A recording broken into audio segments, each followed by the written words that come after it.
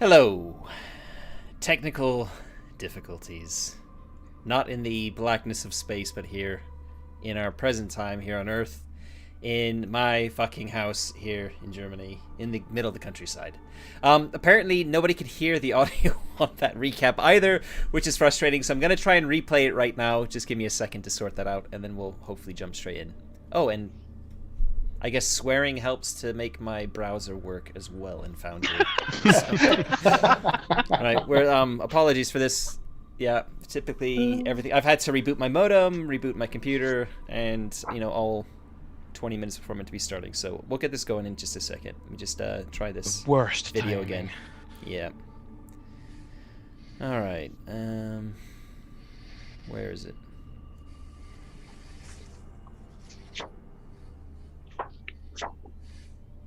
I can't find the bloody audio now. Just take a moment. Antigone. I'm close to losing it. Did you? Make a stress roll on that. Fuck you. Don't fail, because I'm pretty unstressed right now.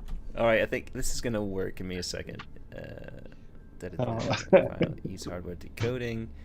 Browse. Okay. And here we go. Hopefully everyone can hear this. It's about to start. Welcome to Three Skulls Tavern, a channel devoted to tabletop role-playing games by Free League Publishing. This show is sponsored by Foundry, the virtual tabletop, as well as WorldMill, online server hosting for the Foundry tabletop. To support the show, head over to patreon.com/MattK. For a minimum of $2 per month, you get access to a ton of extra content. Previously on Alien, New Alaska. Hey Jess, hope this message finds you well, sis. How's Mum? You should have got the latest pay packet by now, although I'm not sure if his current job's going to bear fruit. It's a complete and utter cluster F. Goddamn corpse. I mean, 20 years in the fucking service, had not a scratch on me that wasn't self-inflicted. Barely 3 days of this new outfit, and I've been unceremoniously EEV'd from a dilapidated and hastily repurposed freighter. Narrowly avoid being crushed by a glacier, and now got a new hole in me. It's enough to push anyone over the fucking edge, and I guess it kind of did. I'd love to look at my psych review after debrief. I tell you, I write books on this shit, I reckon. But anyway, in my haste to get back outside to the cat, I did actually manage to locate a survivor. Regardless, him and the corpses we found pretty much wrap up the initial sweep and retrieve of this part of the op. Anyone else is going to have to wait for a follow-up crew with specialised recovery gear. That ain't fucking me.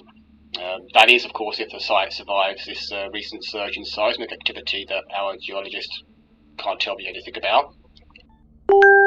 Information sensitive to LaSalle Bionational Interest has been redacted. Thank you for your understanding. Anyway, we're RTB now to deliver the mother unit and report back. I think I'll also be tending my official objections, request for compensation and reassignment. Although someone does need to find out what that data packet is, and whoever the android's contact was, I guess, before there's any more shooting. But fuck, man, that's for someone else. I'm done. I'm out.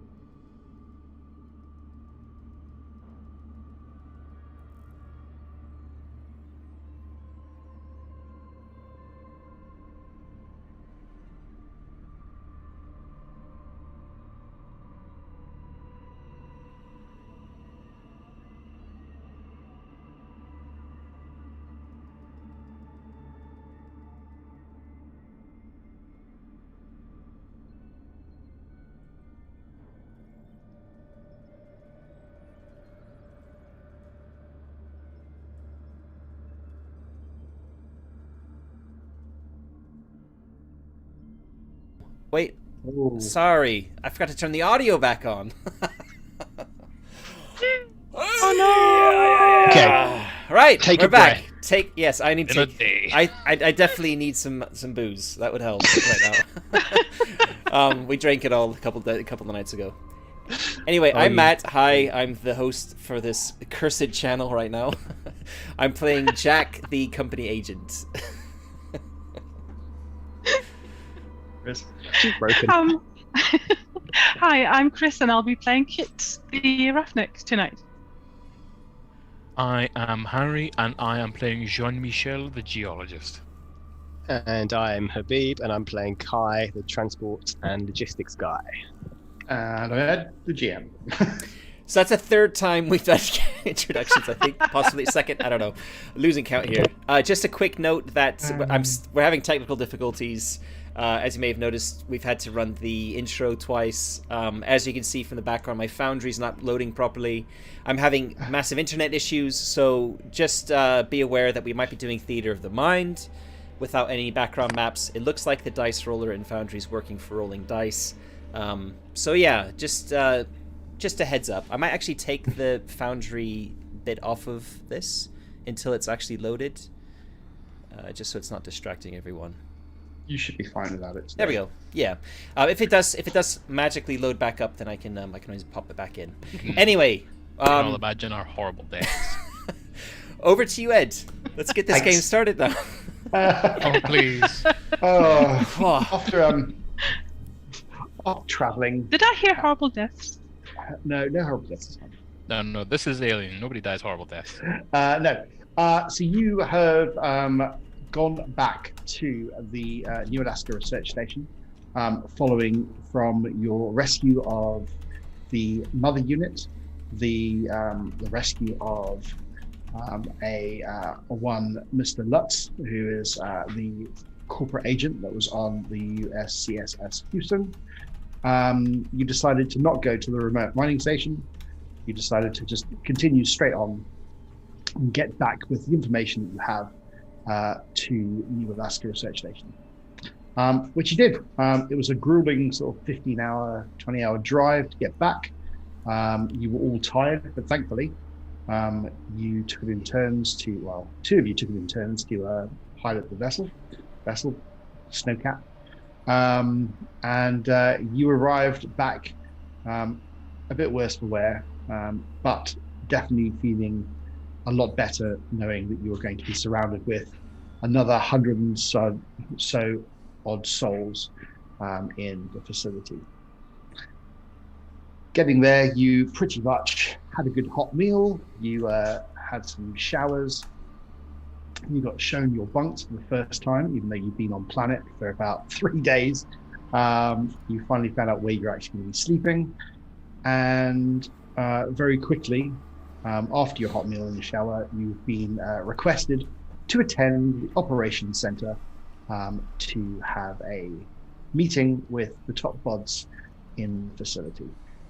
And as such, you have all traipsed all the way through to the operations center, and the operations center itself has been cleared out.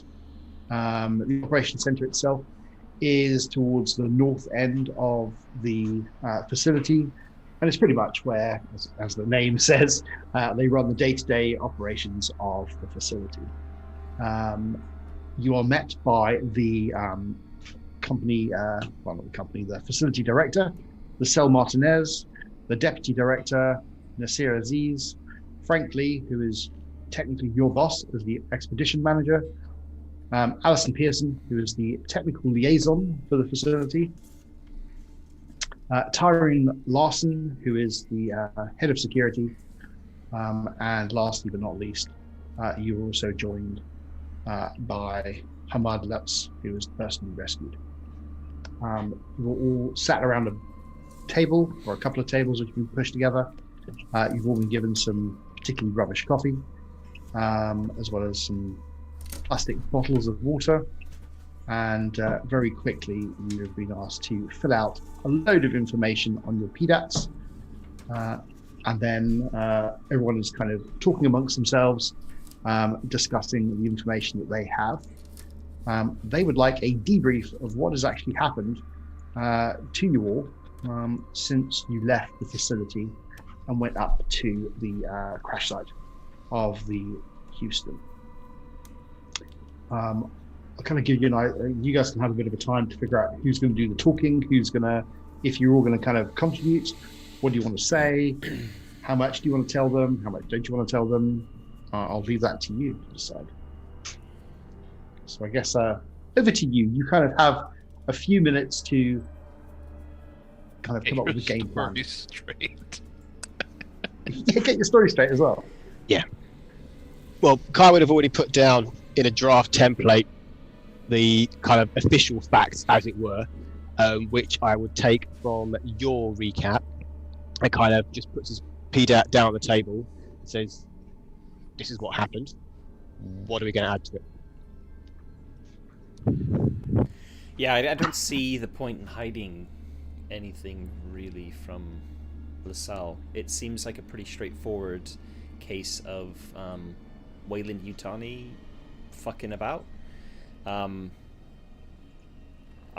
personally I don't see any reason to I mean we've been shot at. Some of us have been injured. Clearly we've got video footage and stuff. It's gonna be really hard to try and cover that up for some reason. I think it's just very straightforward now to pass all that information straight on. Any digital stuff that you guys have that hasn't been submitted yet, I suggest we just ping over to me now, and I'll send it off storage elsewhere, just in case we need a backup.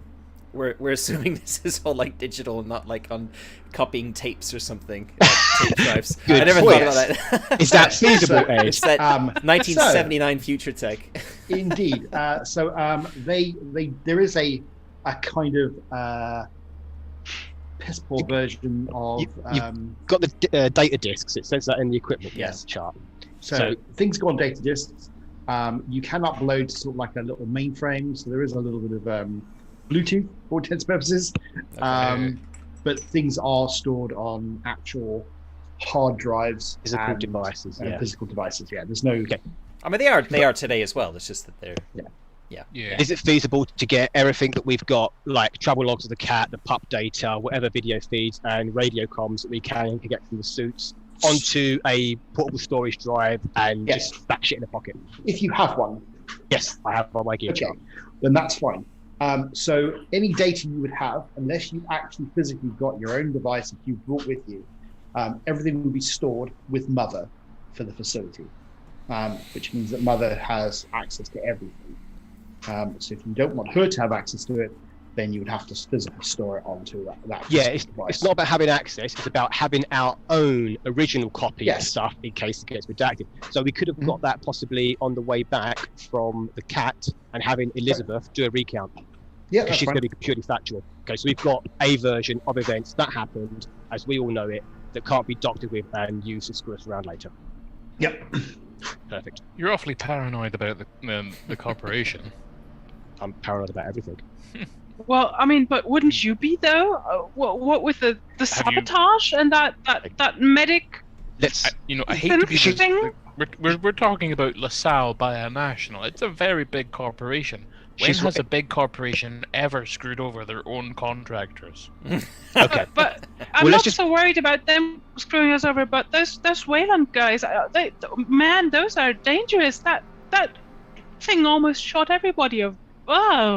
Let's put this into perspective. You've got two multinational, multi-system corporations with a lot of political power. Somebody in one of those or a third party has had the ability to essentially recode or reprogram an android, which to all intents and purposes is impossible unless you are the manufacturer. Correct me if I'm wrong here, guys.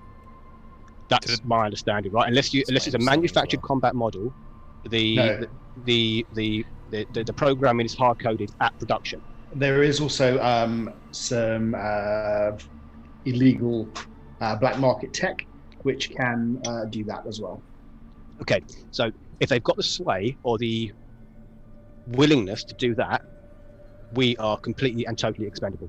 Plus, you saw you heard the orders about crew expendable, life expendable on the android, which means they will do anything if they need to put this into a version of events that favors them. We just need to play along with that. Yep. Okay. So does anyone want to say anything that didn't actually happen, or are you happy to just say everything that's gone on since you left? I'm looking for some kind of. You want to leave out? I can't think for the life of me any reason to fabricate something. Okay. Yeah. I think our factual recount of events pretty much would be as Elizabeth would tell it, which I'm assuming would be their kind of go-to benchmark. And apart from Kai, I don't think anyone else did anything to intentionally jeopardize anyone or company property. They just reacted within their skill set and the situation. Yeah. Okay. If you think hiding in a cabinet counts towards that, I do think so. Yes. I think for 99.9% of humanity, when someone's shooting at you, hide. Yeah. Yes. Yeah, none of us are trained like soldiers. This isn't an action holovid. Okay. So that's what we're that's going to do. fine. Yeah. I'm just hoping we don't get blacklisted and get work in the future. Yeah, I still don't wish that would mar my my CV. I'm Definitely go on your record. Yeah, I'll never get another posting again anywhere. If we play this right though, as an expeditionary search and rescue team, reacting to situations out of hand and dealing with it and bringing it back and following the correct protocol, it could actually go favourable for us, depending on whatever is happening behind the scenes with Weyland-Yutani and Lascelles and this sabotage. Because, correct me if I'm wrong, but they're still functioning on a old, outdated, and possibly malfunctioning computer. Speaking of which, I really hope that whatever damage was done didn't fatally damage the atmosphere controls that we needed to get fixed. And also, I really wish we had any idea who the hell sabotaged the mother unit. Like, I suppose the obvious conclusion is probably the android, but just because it's the obvious conclusion doesn't mean it's the right one. It's like a plot line and everything. Yeah. Somebody spent some time on this. Okay. So if you're happy to give all the information as it stands, the key points are: you left the facility, you stopped when you hit something, you went out and you found the picture of the logo, which you took multiple pictures of. You came back, you went to the remote mining station. You let the other team do that. You then went further on, straight to the vessel, going through the debris field of all the modules that came out of the vessel. You then made your way to the vessel. You scoured the vessel. You found the bodies. You located the survivor.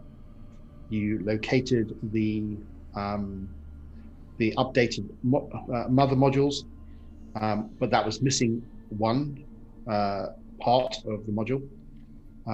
You had contact with Ava, Ada, sorry, the android or synthetic. You then found your survivor, got out of the vessel, and managed to find another member of the crew in one of the.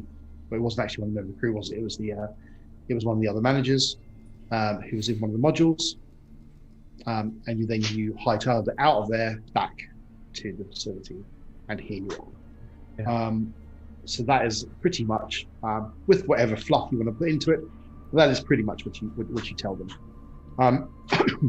The information that you give them regarding the instructions that Ada had, you give them that information, the primary priority of disable the Houston, all life expendable, retrieve the data packet, which is Lima Bravo 917, 2 Kilo X-ray, contact the agent, and call back up.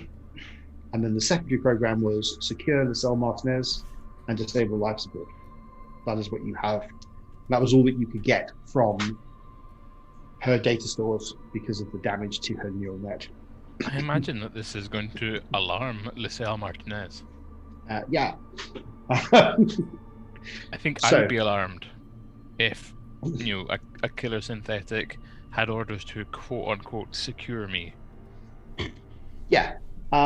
So Hamad gives his version of events, what happens, because you don't have any other information about what happens after you all left the EVs. And his general gist is he was passing the bridge, he heard gunshots, he hid, he came back, the first officer was shot, he then basically ran off, died as the vessel came crashing down onto the planet, and then obviously how each of the actual crew members died. And then he found you, and is extremely sorry that he shot you. And that's his part of it. Elizabeth gives her version of events, which is exactly as you described. It's pretty much a blow-by-blow of what actually happened.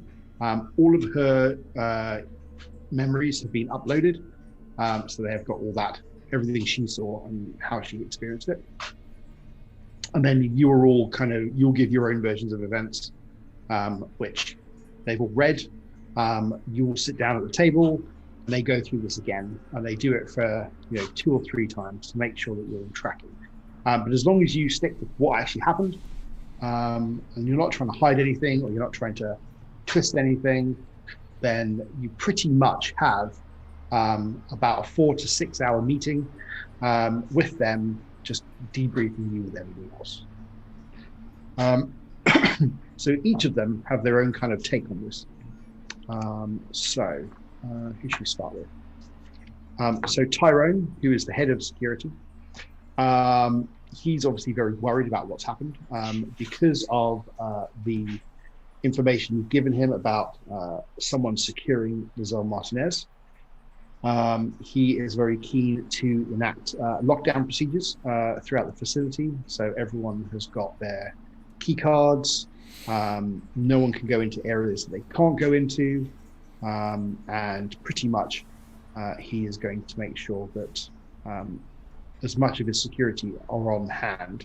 Now he has 3, I think, 3 staff. Yeah, he has 3 security officers, which he uses. He does have another 12 of the other staff that could act as deputies, and so they're all kind of given sidearms, and they're all kind of being told to keep an eye on everything. Sorry, the 3 have got sidearms, or the 12? So the 3 have got sidearms. The 12 who are potentially secondary security officers as other job roles that they take on while they're here. They're also made aware of what's happening, that kind of thing. But they don't have. They don't have firearms. They don't have sidearms. No. All right. That we know of. That you know of. Okay. But he's very keen to find out what obviously the director wants to do. One of his security managers or security officers will be with Lizelle for the duration of her stay with the facility. Alison, who is the technical liaison, she wants to get to the bottom of what's missing from the mother module. So she is going to have to, it'll take a bit of time for that to happen.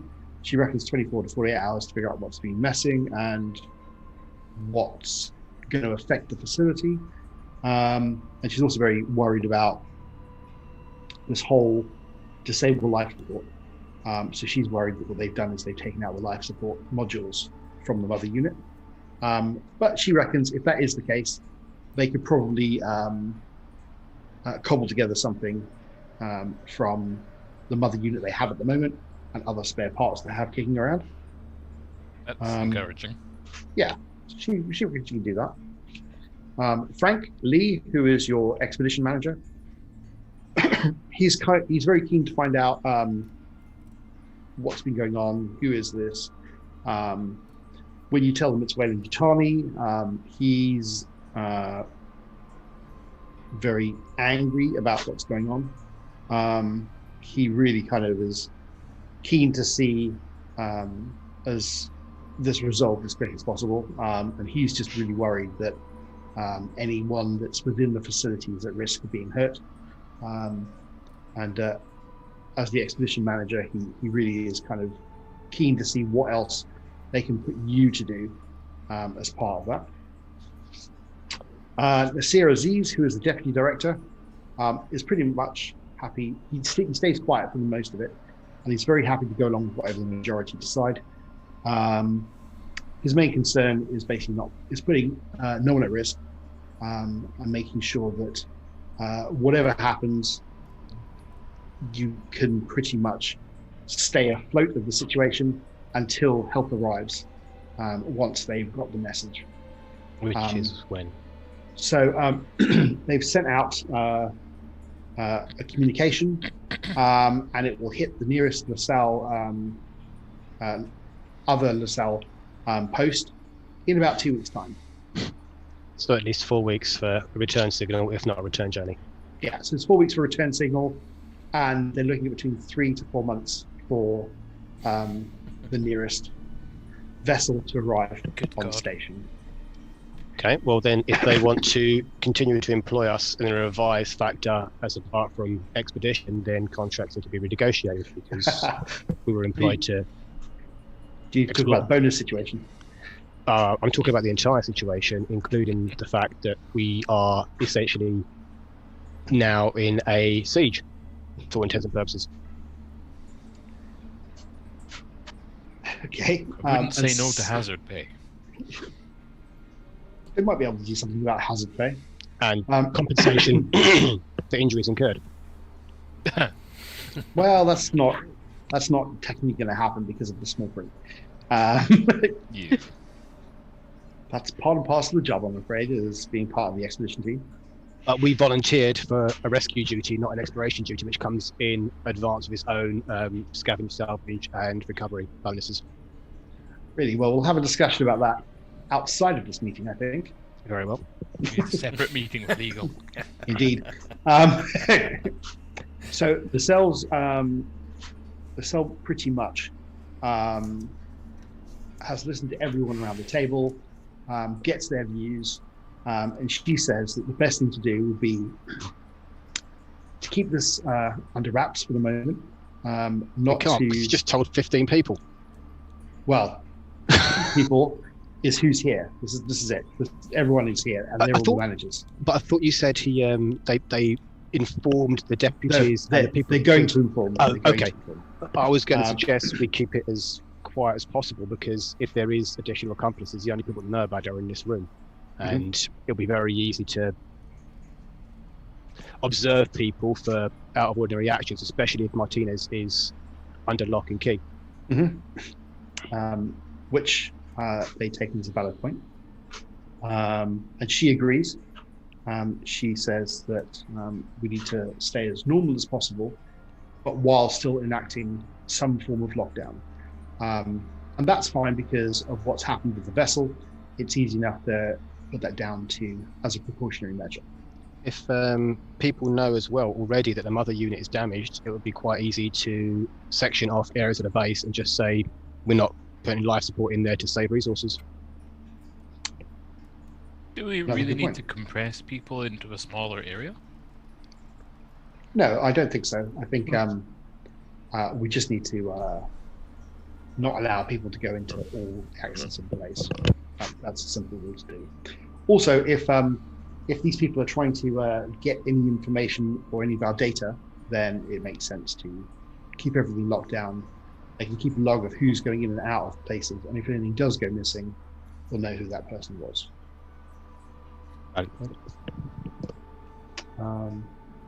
So Lizelle is very grateful for what you've done. She is grateful that you've managed to at least rescue one person, and it's not a complete loss. Although there might be some more trips out to the vessel to secure various gear, which is what the other team is doing at this present moment in time. She is very grateful for what you've done and is more than happy to discuss bonus monetary compensation for those who require it. Obviously, this will go on to your records, making sure that you are all suitably compensated, not necessarily from monetary wise, but to make sure that contracts can be renewed if required, with upgrades to various contracts that you might require. But that's something that can be taken at another time. Obviously, she's very grateful for your discretion, and she'd be grateful if once this meeting is adjourned, you go back to doing your usual job.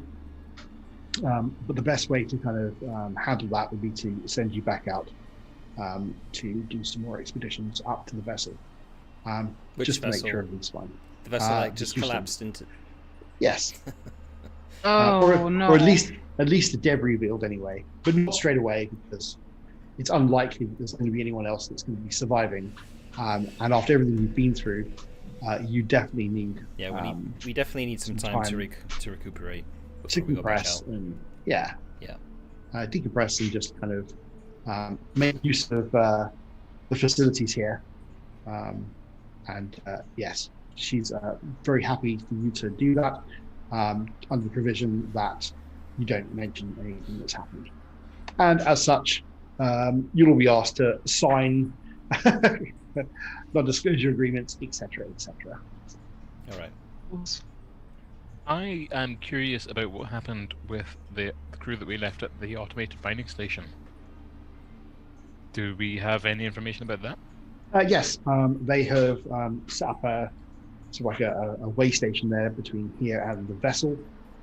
They brought everything online, and they will be starting to do some runs up to the debris field and start scavenging any parts or equipment, which is what their primary mission was. Which is what they're going to do. They'll be there at the moment for the next couple of weeks.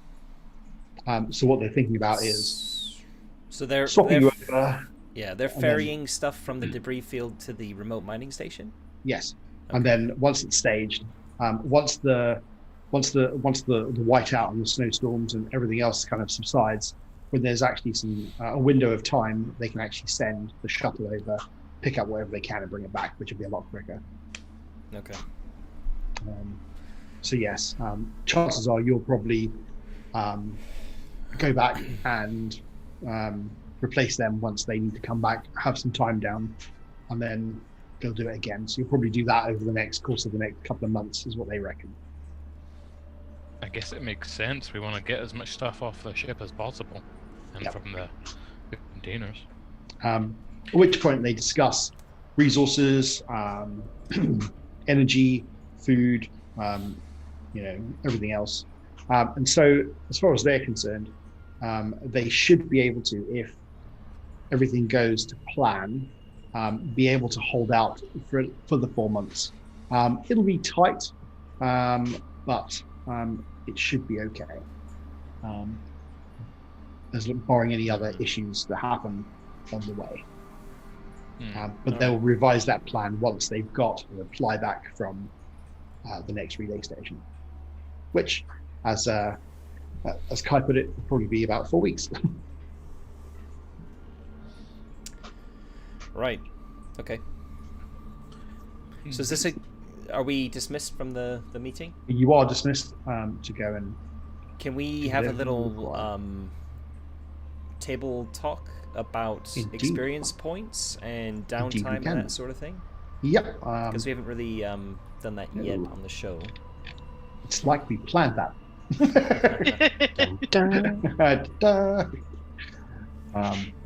So, discussions on XP. Yeah. So you should have all had enough XP to at least get something. And we just to confirm, you gave us 3 additional XP in Discord in between sessions. So I've currently got my character sheet up on the stream. I had 8 previously, and I'll be adding 3 to that to have 11 in total. And the way this game works is like the other Year Zero engine games, where any advance costs 5 XP, but there's a little caveat with the skills, which I think is unique to Alien, I believe, which is that you have to have used a skill successfully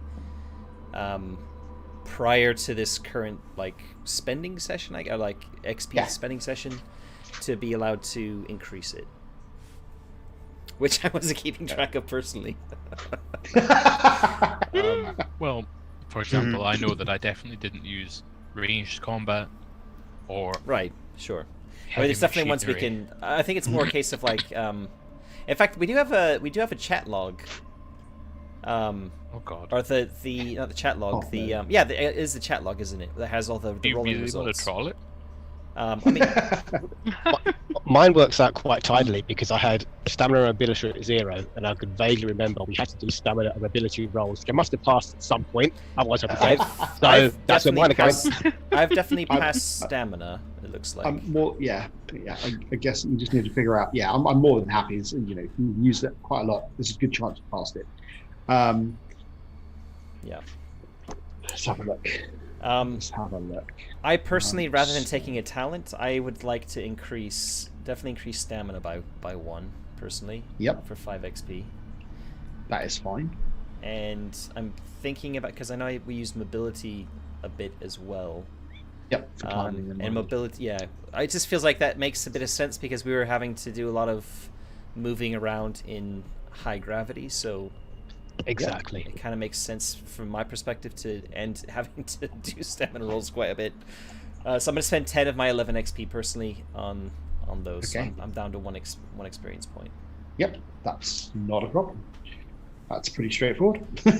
Also, don't forget, if you have a panic condition on your general tab, everyone, if you right-click on the bullet dot for it, it'll clear it. It'll go away. And don't forget to clear your stress as well.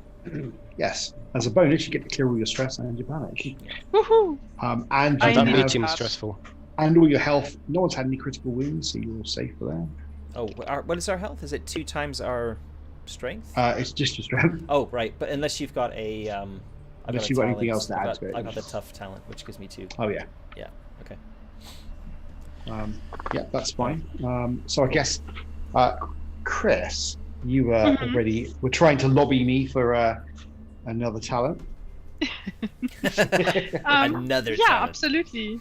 There's another one. Yeah. Well, since you wouldn't let me have banter initially, so now I'm going to go with what I can have as a roughneck, which would be the long haul, which would enable me to ignore alien rolls once a session. Yep, that's fine. I'm happy to do the long haul. Woohoo! Ooh, what talent extra for you? Did you think I was going to put up more of a struggle there? Considering how well rolling went for me last session, I need that. This is the moment where you receive no alien dice for the next future 2 sessions. No, that's fine. I'd be down with that. So, I mean, Chris, my only caveat there is, how are you going to explain that? Well, I guess now that I've experienced how easy it is to lose your shit out there, like all it takes is dropping me into a snowdrift, for God's sake. I absolutely needed to toughen up a bit, and I really, I used my downtime there on the ride back in the snowcat to just grit my teeth, take a couple deep breaths, probably get a couple pep talks from all of you, and just really, grow up. I've been particularly generous this session, so absolutely that's fine. So that still leaves you with some more XP. Is there anything else you wanted to spend it on? I'm not sure if I really remember what I successfully used last time. I'm thinking there was a Comtech role, but I'm not quite sure if I managed. Yeah, I think you I'd did like pass a to Comtech raise roll, that if I can. Yep, Comtech. Okay, if I pass that, then I'll raise that. Yeah, that's fine. Woohoo! So, the talent, can I actually add that myself, or do you have to do that? You should be able to find it. You should be able to drag it from the items directory, which looks like the suitcase. You see the one that says RPG Talents Career? Yes. And under there, you should be able to find it. Just drag it and drop it onto your talents bit on your sheet. I tried to write on there and it wouldn't let me. All right, okay. Just drag and drop. If not, I can do that for you. Let me see if I can manage. Okay, Harry. While Chris is trying to do that. Anything got your fancy, sir? I don't think there's any of the talents that really suit me at the moment that I can think of. Any of the general talents as well?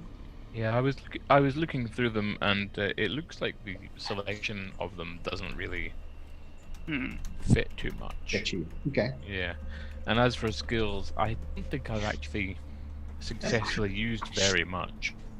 You took Comtech and stuff for the pubs, didn't you? Yeah. Yes. Yeah, that's about what I've got. As well as you would have done stamina and mobility and stuff just for the climbing, and I remember the hard slugging snow. Yeah. True. Which would probably help you in the future, especially if you're, as a character, your strength is low and you're now working in a high G world. I'd assume that was automatically just be going up while you just walking around. I would recommend your stamina is probably going to be useful. How do you upgrade stats? Nope. None. Nope. You can't. No, that's cool. So that. increasing my stamina, it's 5 XP points per skill rank. Indeed. Well, just all together. It's if you're going up to 2, it doesn't cost you 10. It just costs you 5. Okay, from 0 to 1 do be 5, and 1 to 2 be 5. That's 5. Yeah. Unlike all right, so I'll give myself 1 extra stamina. Yep. And 2, 3, 4, 5. And then I'm not sure what else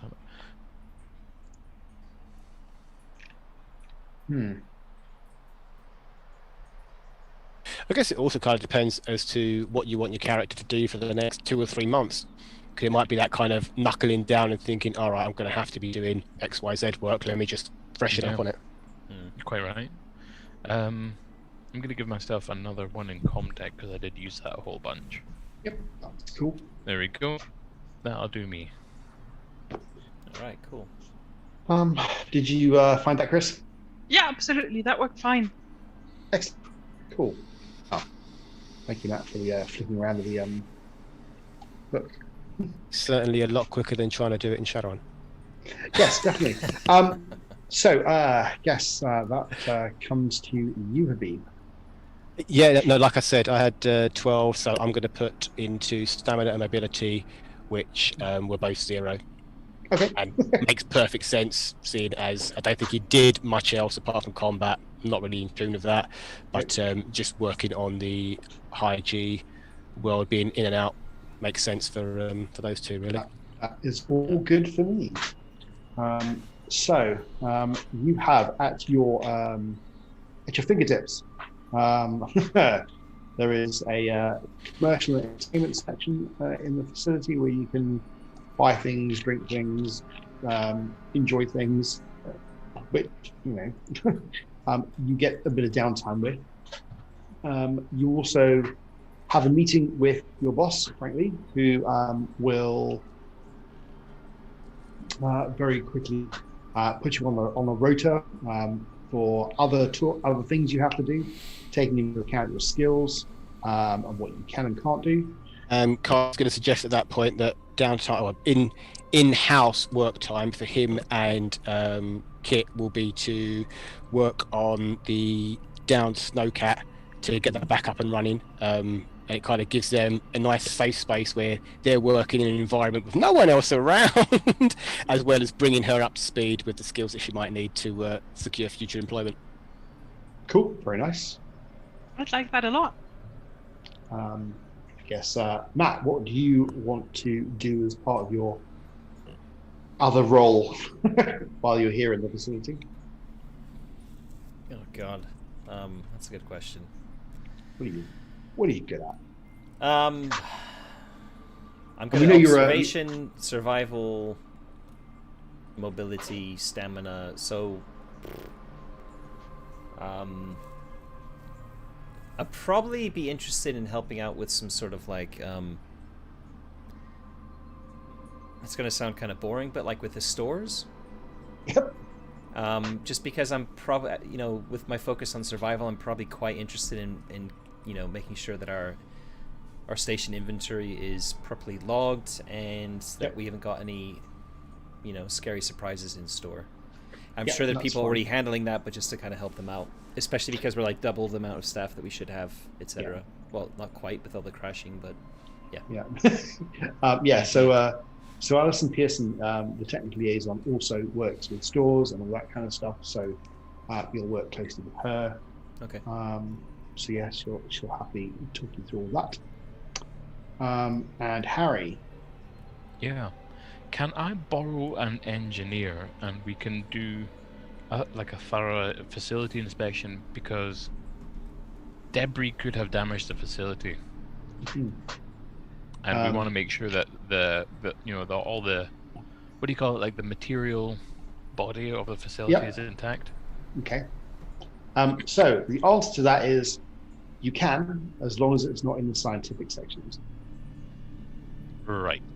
That you do not have clearance for it. Well, who does?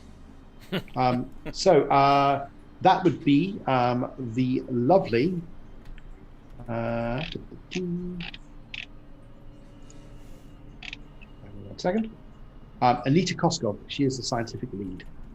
Right. And does anyone who does like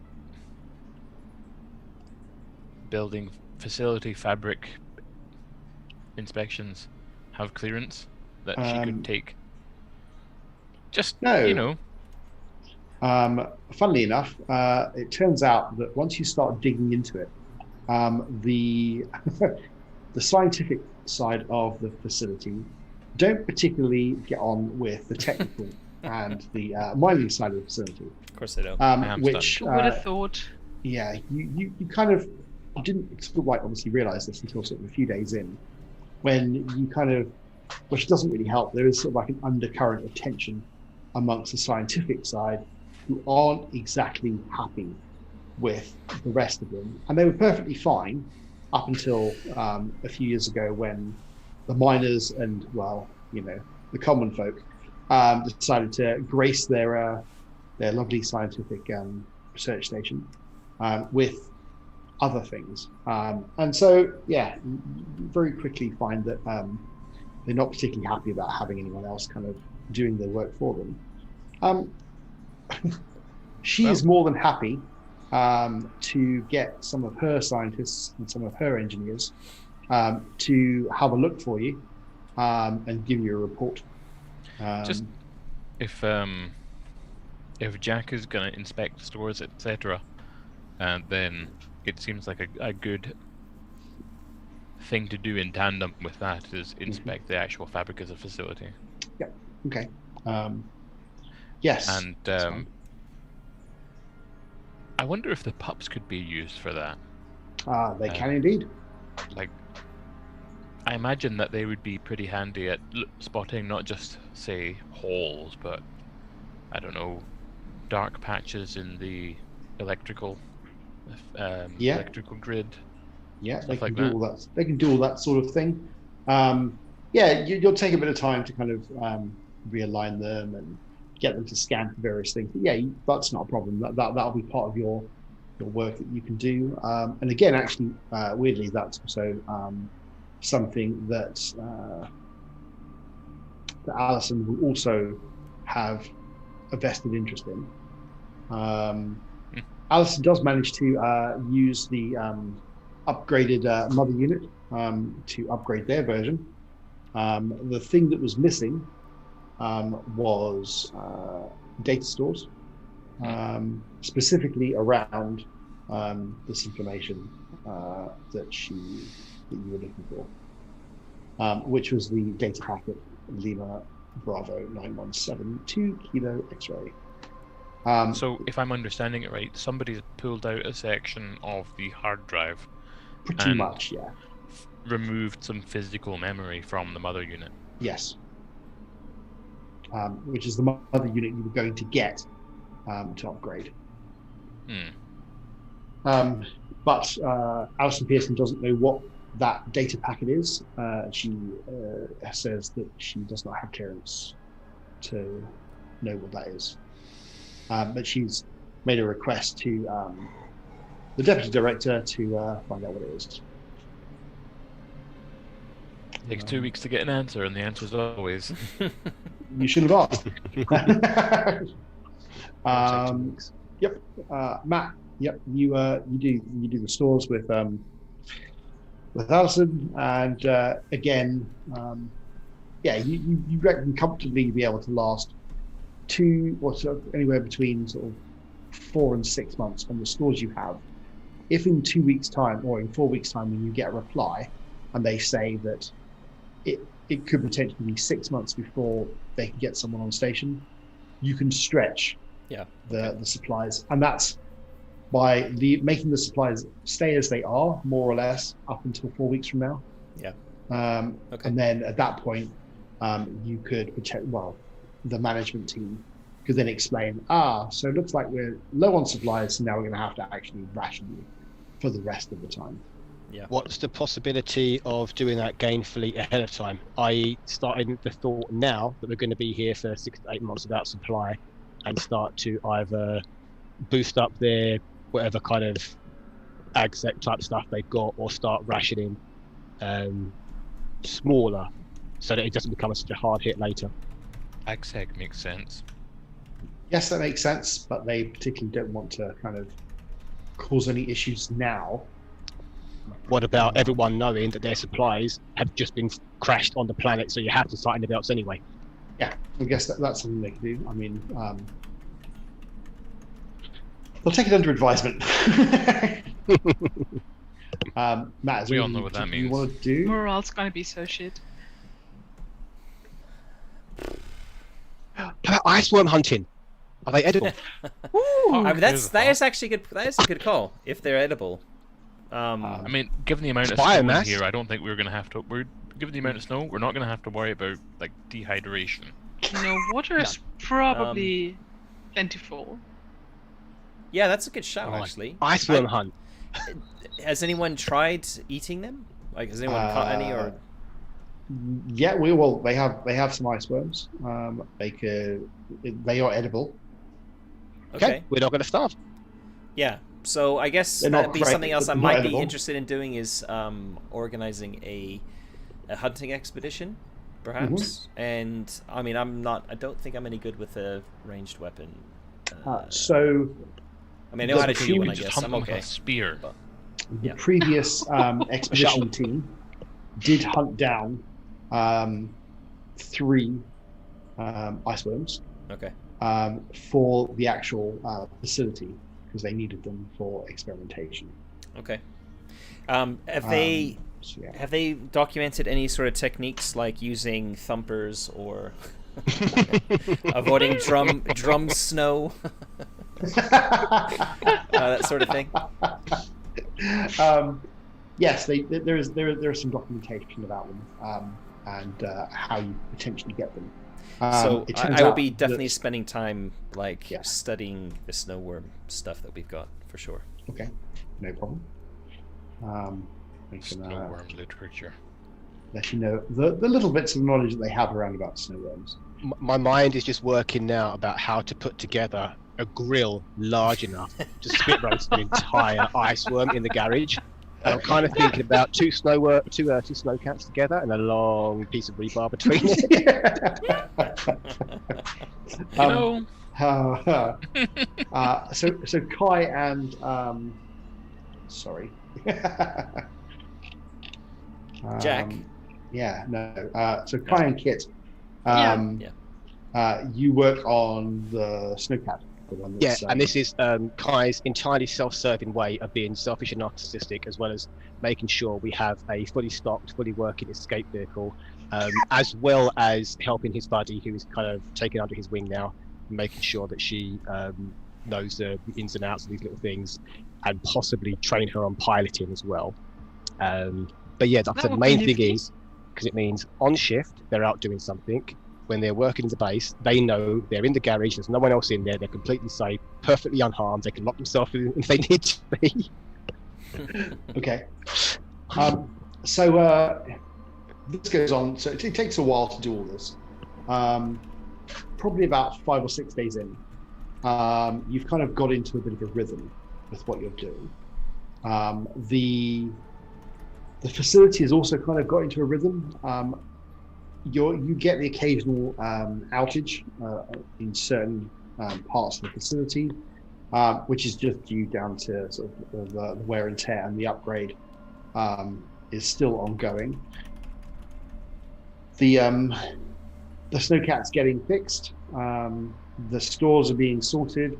The integrity of the facility does not seem to have had anything go wrong with it, and therefore you're fairly certain that as while you're in here, you should be fine. There doesn't seem to be any damage from any fallout from any of the vessels. So yeah, that all seems to be good. As an aside, yeah. Can I make sure that the areas where I can go around and sort of see physically kind of maps onto the schematic that we've got? Yes. Just, secrecy is something to be defeated. Harry, I guess you have access to the map. I am looking at it now. Okay. So the top map, you have access to all of it, apart from security. But they'll have to let you in to check the various things. So that's not a problem. Everywhere else on the top map is not a problem. So you have access to the gym, the entertainment, the main hangars, decontamination, arrivals, maintenance, and the living areas that are in that part of the facility, not a problem. You also have access to the lower right map. That is all the mining operations. That is all the operations to do with. That's, I guess, where your offices would be as well. Where does that connect with top map? So there is actually other walkways that connect in between. Well, I just haven't added them. So right. Okay. Yeah. So right. So you go down. You go down from the top map. Down and then come across to the right, where that. Yeah. Okay. And so there is a couple of ways in and out to the main kind of ins and outs of it. And then to the left of that map, you will see in the top right-hand corner of the left-hand map, the living areas, the wiggly kind of like, I guess, corridor. Wiggly corridor. There's the places to operations below that. What is the direct below the wiggly corridor directly? There's two large squarish areas. Shuttle bay or something, isn't it? So those two large squarish areas will be secondary generators and storage and just everything that's got scientific equipment in. There's places to kind of This is an old Star Wars map, isn't it? Yeah. Yes, it is. Shield generators. So and below that, there's a door, but that is locked. Scientific operations, and above the squiggly corridor, there's also a locked door. So everything that says scientific units and everything else to the left-hand side is all locked. Yep. Although you do have the schematic for it, you just can't have access to it. Yeah. I'm not liking the area that says pens and storage pens. Yeah, well, it's obviously for ice worms. Of course, sorry, yes. And I nothing mean, more maybe we can sinister. breed those. I mean, Um, I'm sure they haven't experimented I on think that they can quite breed yet. themselves. I don't think you have to do anything to them. If they survived this long, yeah. Yeah, like, I think they'll be fine. Might be easier to breed them than to catch them. Less fun too, but so you do know, and it God, was, what do these so need?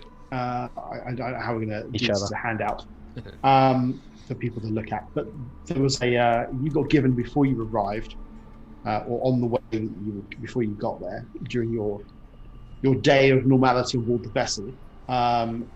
You were given what were you given? So you were given a update to what's going on New Alaska, and it was sort of a sheet that they gave you, and like a newsletter for New Alaska. Mhm. Yes. So one of the things they mentioned in the newsletter, I'll just bring it up for you. Thanks. 1 second. Please hold. The call is important to us. So yeah, they did mention about some genetic experimentation they were doing with livestock, which they have been doing for probably about 10 or 15 years, and they just haven't quite got it just right yet. But according to their newsletter, apparently my Microsoft Word takes forever. Clearly, it's been damaged in the fallout from the vessel hitting. There we go. Hard drive damage. Everyone. What happens when you rely on a magnetic storage medium, not optical? I'm sure you'll find some nerd that will disagree with you. So, this was Amazing Work is the title of it, by Lizelle Martinez, the facility director. I'm so honored to be working with the teams in New Alaska. We are making strides in our research. We have already seen a definitive increase in the genetics of our subjects to the rigors of sub-zero temperatures. Anita Koskov and I met recently, and we're extremely excited that some of our research will be making its way back to Earth for conclusive grounds testing. If they match our data, we could be seeing a new leap in bioengineering of temperature-tolerant livestock within the next 3 years. I must also take this time to thank Alison Pearson, who is our technical liaison, for arranging for the next-gen mother upgrade to be completed in the next rotation. We may have a few teething issues for a few weeks while it is being updated, but this should make our lives more bearable here with the latest software to help us do our jobs. Oops. They're making a new icy bob. Yeah, so they're pretty much Snowpiercer. on the on the cutting edge of sub-zero genetics. Apparently. You laugh, but I've always wanted to piss antifreeze.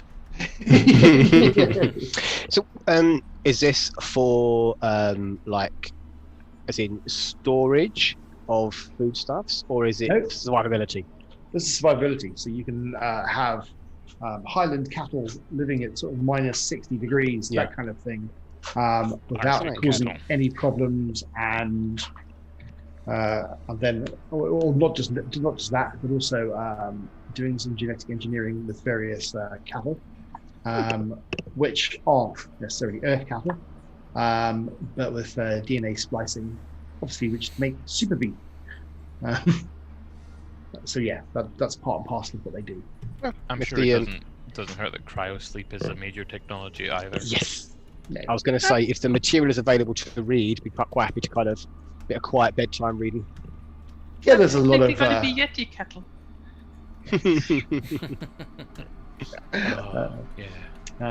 Yeah. So yeah, if you want, there's loads of stuff like that. So you've got free to read any of the stuff that the South Bionational are doing. It's arted with all their corporate logos. There's also multiple discs with information on about how great they are, how wonderful they are, why they're different from all the other corporations, all the usual stuff. People looking at beakers full of mystery blue liquids out in the snow. That's exactly it. It's a For some reason, like garbage stock photos definitely seems like a very Aliens universe thing. Absolutely. So yes, but one thing you get over the sort of whole week while you're sort of doing downtime is that there is definitely an undercurrent there of dislike between the scientific community and the exploration and the exploration and the mining. They're well, not so much exploration, but definitely with the mining, sort of like salt of the earth types who are there to sort of like make some money. What are they mining? Is it just raw materials or something? It's mining rare earth metals. Ooh, so that good stuff. Yes, and it's done on a ad hoc basis. They mine specific ores or metals, which they then take up to the station, which they then put into storage because they are unstable, and it's safer to keep them up there than it is down here. So they'll once every sort of 2 to 3 weeks. We're talking, they do a lot of mining, but they get small amounts. Because it's rare earths, but then it gets shipped up for processing. Indeed, yeah, it gets shipped off for processing. So it's stored up there, and then when the actual transport ship arrives with all of you, you'll be able to then move all that stuff onto the ship on its way back to where it came from. Got it. Obviously, at the moment, there isn't a huge amount of mining going on because they've already taken a load of stuff up onto the station, and obviously Houston didn't take it back. Yeah. So currently, there's a whole load of rare earth metals on board the station above you. What else is going on? Probably within the 5 days, a couple of arguments break out, which are heated and have to be kind of dealt with by a couple of security officers. No punches are sort of thrown, but definitely some of the technicians, or the scientific technicians, and some of the miners get into it, especially when they don't have a lot of work to do. They can only check the equipment so much. They can only do so much stuff. So they're kind of like sitting around, they're on their hands, and they don't really have much else to do. So as soon as anyone says anything different, they're quite happy to kind of suddenly have a go at the scientists and the scientific technicians, which then ups the pressure a little bit in the place. Plus, you also now are worried that when are we going to get someone? What's going to happen? Would this have happened if the miners hadn't been coming en masse? Who knows? Well, now we've got all these people, all these extra mouths to feed. So really, should we even just bother? Well, can they just not go somewhere else? Where there is nowhere else to go. Yeah, so it's starting to bubble on. You can see that there's little sort of things here and there. A couple of people take a pop at somebody else. They kind of try and keep it in check, but you can just see there's a sense that it's just under the surface. Maybe we should have a nice community gathering and competitive iceberg barbecue. Competitive iceberg barbecue. Mm-hmm. That sounds like community building.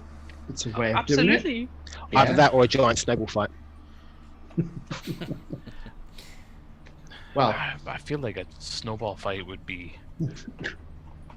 interesting. Competitive iceworm barbecuing sounds a whole lot better than dehydrated, I guess, like pot noodles.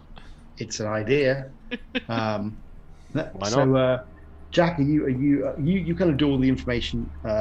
You read all the information about what they did to catch the iceworms. Pretty much, the iceworms themselves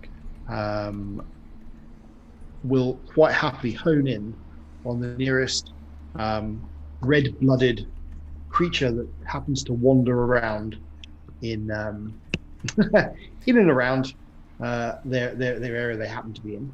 So the information we have was that iceworms initially well, they didn't know quite what they ate, because there is no other life forms that people have managed to find.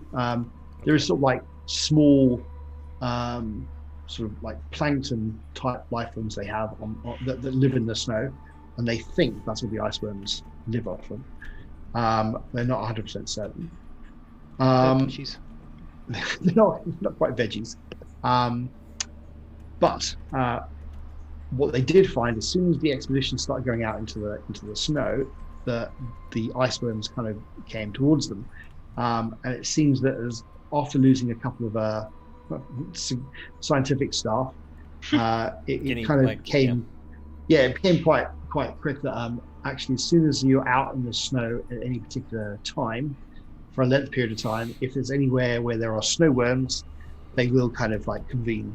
Thankfully, it turns out that the iceworms themselves pretty much have quite a large area that they all patrol, that's their own sort of area. So it's very rare to have more than a couple in one large area. So you don't normally have to worry about groups of them.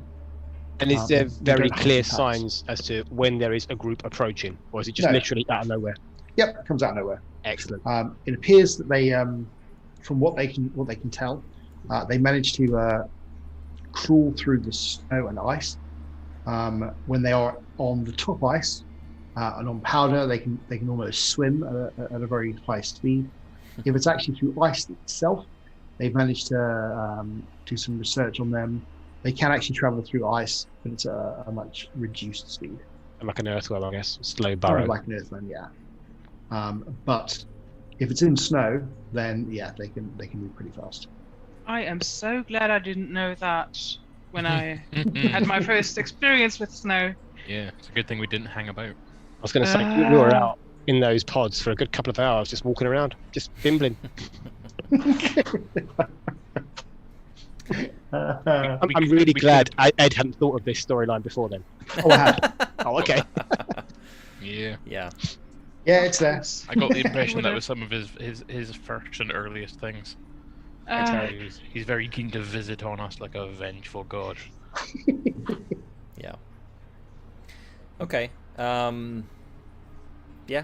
I mean, it seems pretty straightforward, but if we've got some time to do a hunting expedition, then it doesn't seem like we need to go very far, which is nice. Nope. Yeah. So probably try it out. The only question now is who we're going to use as bait. Yeah, exactly. Bagsy, you. I guess that. I've got one to. Sorry, I'm not involved. For crew morale, that could be something we actually do for, like, we could have like a poker game or something. Oh, Jesus, is that good morale or bad morale? Yeah, I mean, I was more thinking of a shuttle with somebody dangled below it and just kind of like hover them around in a likely place and pull them up. I was gonna say, I'm sure they'd like to do that for a dare. Yeah. No, folks have got livestock. That will end up with miners' competitive drunken games in the middle of the night. Exactly. Yeah, it would. That's just a good idea. It's a great idea. You should do it. No one's going to miss a miner. I mean, the other miners will probably miss and their family, and. Yeah, but I meant from a corporate perspective. If he comes back, though, he'll be the most popular of the miners. It is how you become the king of miners, is by doing something absurd. Yeah. Okay, let's put it to them.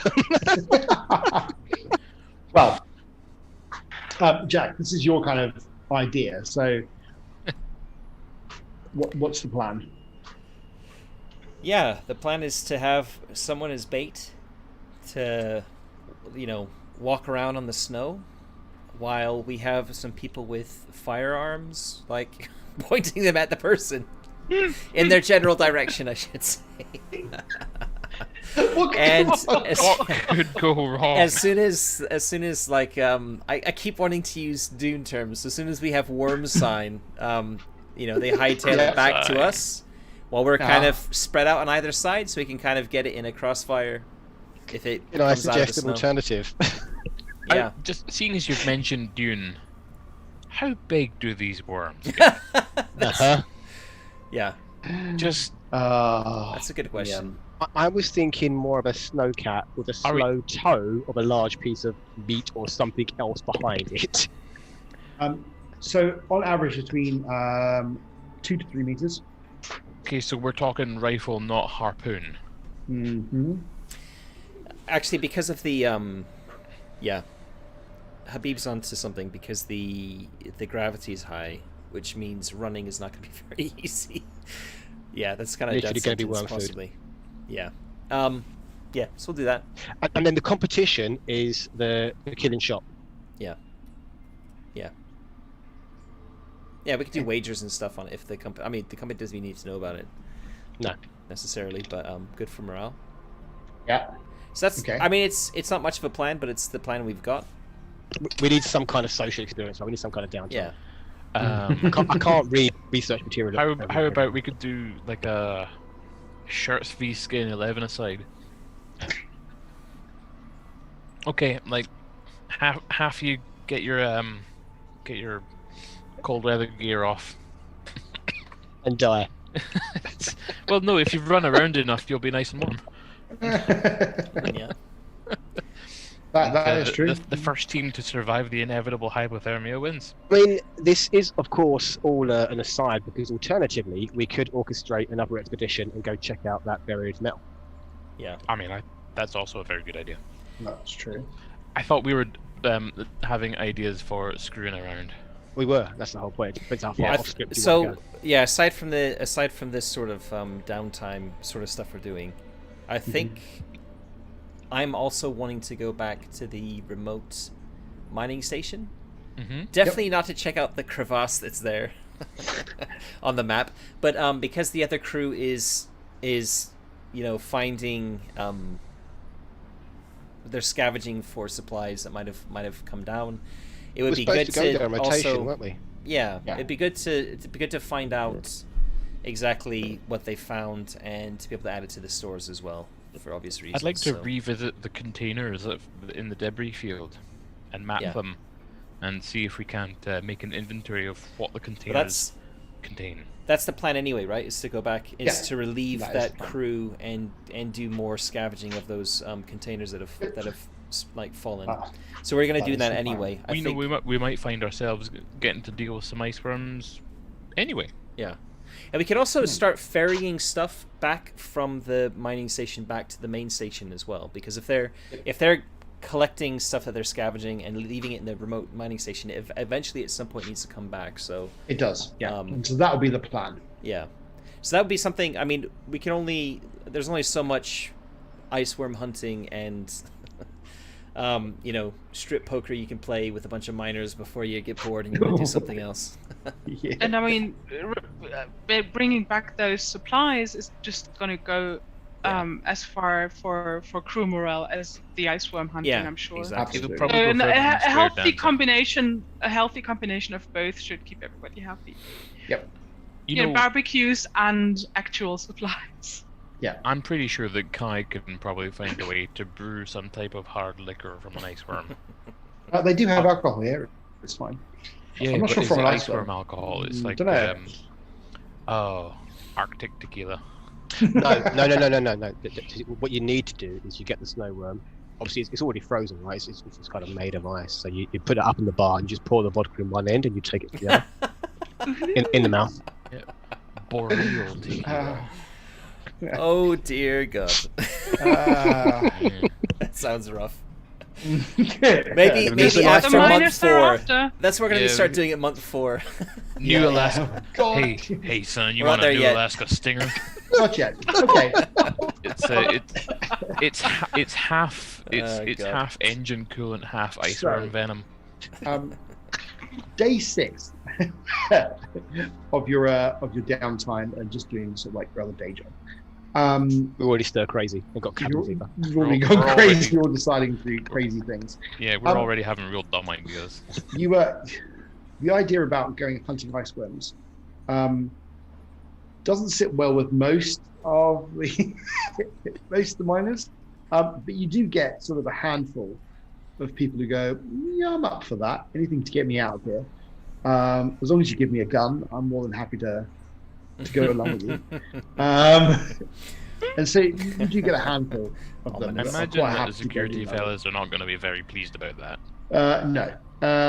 Well, as it is, you're all licensed to have firearms, with whatever firearms you have because you're part of the expedition team. But the general miners aren't really allowed to have their own weapons, as is the same with the scientific community. There is an armory where they have sort of like some they can kind of pass out in times of need.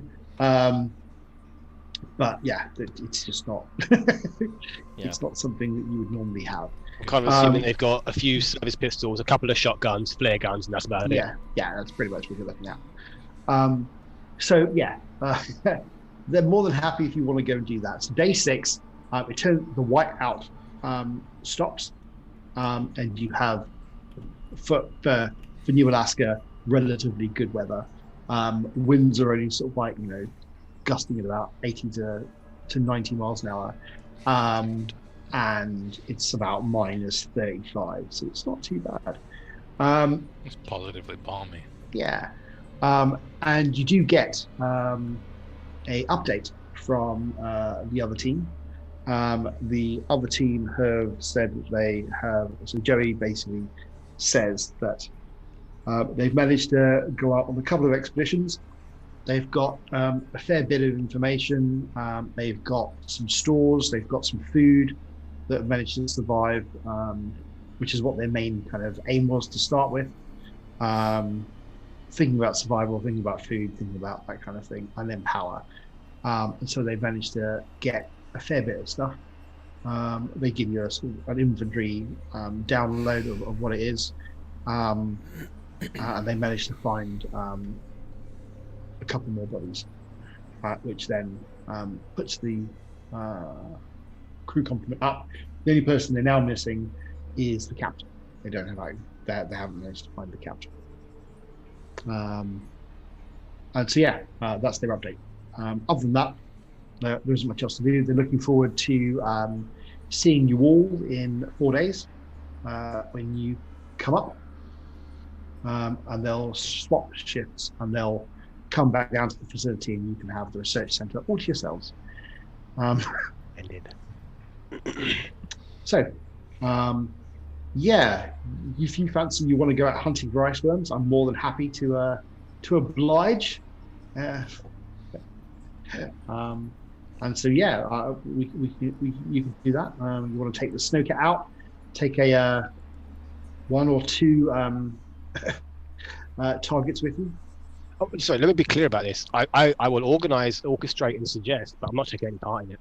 It's an absolute needless danger for damage to corporate property and personnel. It sounds like fantastic fun, though. You guys go ahead. Yeah, I'm definitely going out to oversee it and to take pot shots and everything. You want to learn how to drive, don't you? There you go. I don't actually want to be in the snowcat myself. So yeah, well, as the expedition team, guess what you'll be asked to do? To go out and capture and or kill 1 or 2 snowworms. That's different. To bring back to see what you can do with them. Okay? Has anybody managed to capture them alive before? Yes, there were 3 that were captured alive. How did they capture them? How did they capture them alive? So they basically had these harpoons, which they shot at them. They used the snowcat to anchor them, and then they tranked them. And me and Kit, obviously we've been thinking about it for a couple of days, spent a couple of days or a few hours, whatever, in the workshop trying to fabricate something that will act as some kind of snare or clamp or almost like suction tube to figure some way of capturing them. I think that makes a heavy machinery roll. Oh, I'd love that. Go for it, my dear. I can assist and give great suggestions, but I think this role is going to be down to you. Yes, please. So I get +1? Yeah. You're saying that you're not a big fan of You've got the tools, so you get +2, and I think you get +1 from the assistant as well. All right. Is that correct, Ed? That sounds good. You legend. That is going to be. That's good. You like that? Yeah. So during the course of it. Sorry. That's all right. Not excited. Should we go with the first one? Yeah. Probably. Never mind about adding the bonus. Yeah. I think this did this last session as well. I think there might be some error if you're adding extra dice. It does a double roll. Because it did that for Habib and it did it for me. I think in the last session. I think that was my fault because I double clicked then right clicked. Yeah, I definitely same didn't. for me. Oh, okay. Yeah. I just needed to. Yeah, exactly. I don't have. I just have the touchpad today, so I'm not super exact about my clicking. That was my issue as well. I hate touchpad. Yep. And then we disable them first thing. That's fine. You can work out some kind of clamp thing at the back, so you can clamp it and bring it on board. Clamp it, immobilize it. No, not bringing it on board. Don't be daft. No. What are you going to do with it then? Some kind of like either sled or like harness or slide that closes it once it goes on the bait. You know the what do you call them? The humane mouse traps you get. Yeah. So we're driving along, it grabs that and then it closes around it. I thought far too much about this. Ice worm trap. Okay. Ian, you should patent it. That's well, if it works, I very much intend to apply for the patent. I that's believe fine. Probably going to start the whole sport of iceworm snaffling. Snaffle. So everyone is, Snaffle me iceworms. This is the light-hearted middle of the season where everyone has a bit of a laugh before everyone dies horribly. Yeah, like this is hunting we're iceworms. having a nice dinner after our frightening experience with the weird alien eggs that we found on the salvage. Yeah. And we're gonna have a nice dinner and then we're gonna get back in the cryopods. Happy Easter. This is of course where we all expire from finding the record landmark Guinness Book of Records 5-meter diameter iceworm that swallows us all whole. I do like that idea. 5 meters isn't that big. So enough to eat. Yeah, first iceworm that doesn't fit inside the mousetrap. That's not a problem. Day 7, you get to go out and go hunting for an iceworm with your new contraption. And is Jack looking to basically kill it and then bring it on board, or bring it back, or to try and trap a live one? What did they want? Did they want us to just no, kill like one, or? Dead is fine. If you want to practice on, I think just bring one in.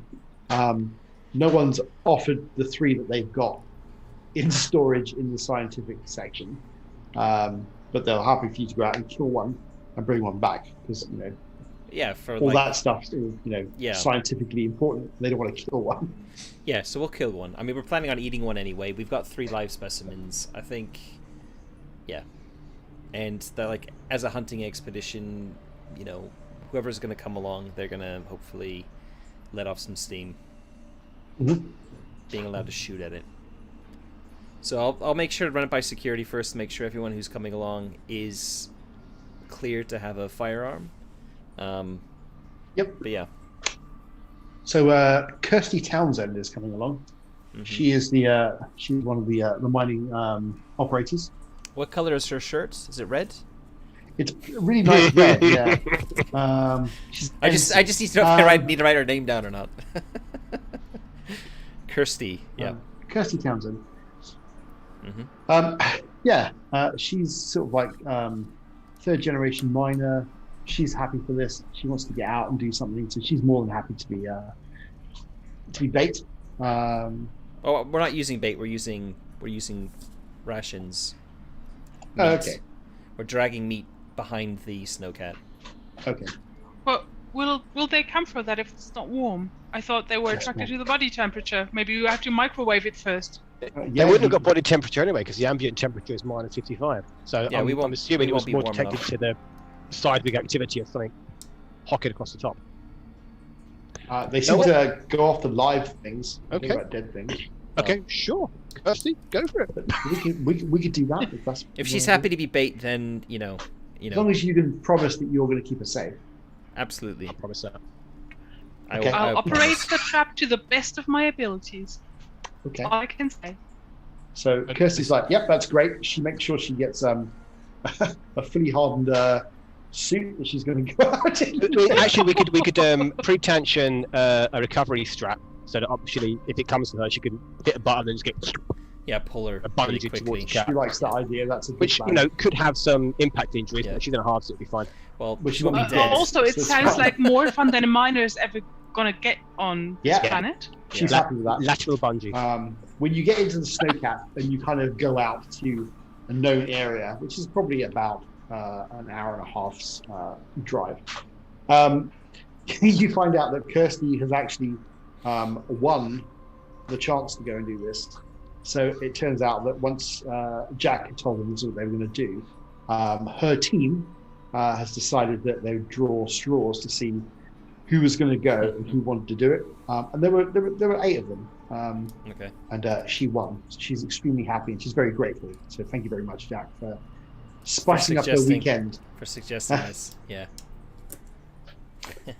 So yeah, you travel out for about an hour or so, and you look around.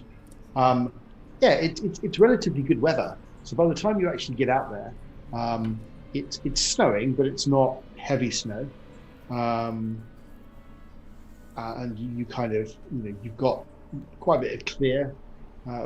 You probably maybe 40 to maybe 60 meters of visibility. So yeah, it's not bad. The wind is howling. It's quite breezy out. Yeah, you drive out to a known spot, and you have a little bit of a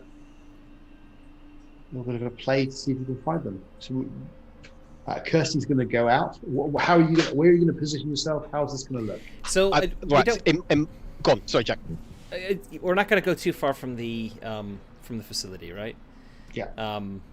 We're going to position ourselves, as I said, to be on either side of the snowcat. Yep. The idea is that it's going to be ahead of us, driving toward us. Oh wait, hold on. With her on this winch or this bungee thing, whatever it is. Yeah. So kind of going at her pace, with her walking behind it, and we're going to be keeping an eye for worm sign. And when that happens, when it comes, we're going to, if we need to, then somebody's going to be manning that winch, and if we need to, we will pull her quickly across the snow away from it while the rest of us shoot at it. That's basically it. And we need at least 2 shooters, one on either side of the snowcat at a kind of safe enough distance that we're kind of, shooting like that. I don't think we want to shoot at each other, like. We won't be doing and then that. Don't forget we've got Kit's trap that ideally would function somewhat to immobilize it. Okay. Yeah. I think you're right, Jack, that we should definitely try and avoid any possibility of something really stupid happening. Okay. Yeah, and I think the point is because we're going to be law. what I'm talking about like shooting like on opposite sides is we don't know exactly if there could be a case where the snowcat might be obscuring the vision from somebody on one side from being able to shoot it, and we'll make it very, very clear that whoever's got the guns, I might have a gun, I don't know, that we're make it very clear we don't shoot when we're pointing them at each other, and we're making it very clear when we're shooting to make sure we know who's shooting when. Also, not shoot Kirsty. So, he's not a nice one. Yeah. So there's a whole big health and safety sort of talk before we plan all this out. Yeah. And then they sign the waivers, and all bets are off. Yeah, exactly. So that's right. Once you sign the waiver, it's time to rage. Oh, poor Kirsty. So hey, she volunteered. Remember? She didn't just volunteer; she won it in a game of chance, which is the only legitimate way to get anything. Yeah. Okay. Right. All right. So Kirsty goes out. So I'm guessing she's going to go out the back of the vessel. Yeah. The back of the snowcat. Yeah. And kind of walk a distance away. Mm-hmm. What are we doing with the trap? Sorry, Chris. With Kit's trap. Exactly. How are we going to? What did you envisage, Kit? Well, I really like the sort of mousetrap analogy. So I'm thinking it's gonna be like some sort of springy mechanism. So the worm, so Kirsten is in the trap essentially. The worm goes to her to get to her. It goes through the trap. We pull her out. Exactly. The worm's gonna get held by some contraption that is spring-loaded onto it as Kirsty snapped back on her bungee.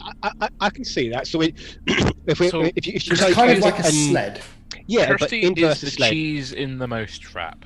Yes. Yes, You've exactly. got, She's the cheese in the mousetrap. But the cheese is going to get wheeked out of the mousetrap prior to the trap. Right at the snapping last shut. minute.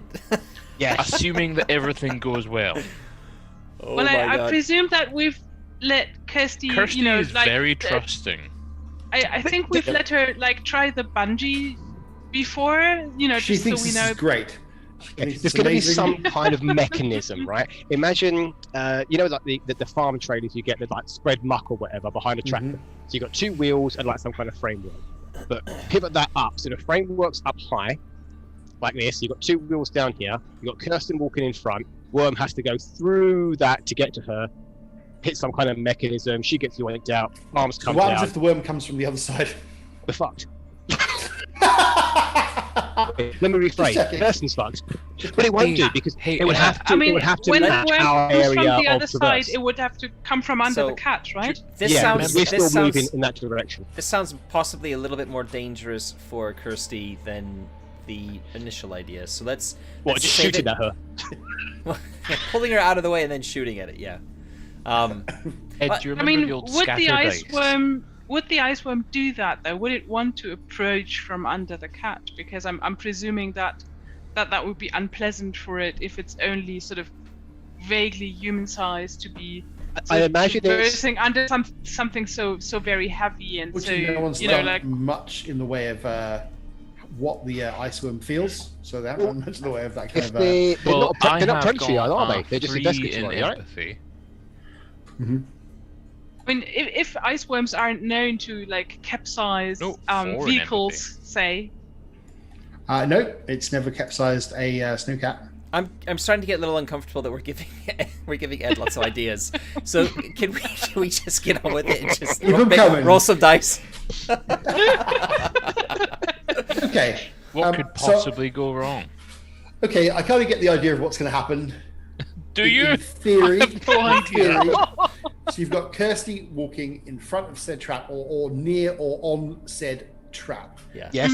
Hoping the trapping mechanism will capture the ice worm as it attacks Kirsty. At the moment that it attacks, you will spring load the bungee to bring her back on board the snowcat. No, that's the get out clause. The idea is that it goes towards her as a bait, it gets captured in the mechanism, right? If it doesn't, she then bungees out and everyone shoots it.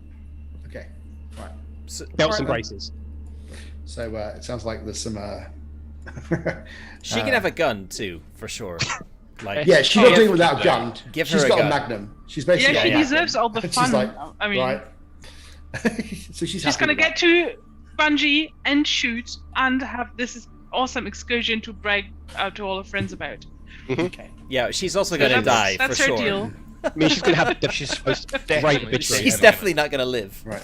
So This is like playing rocket volleyball.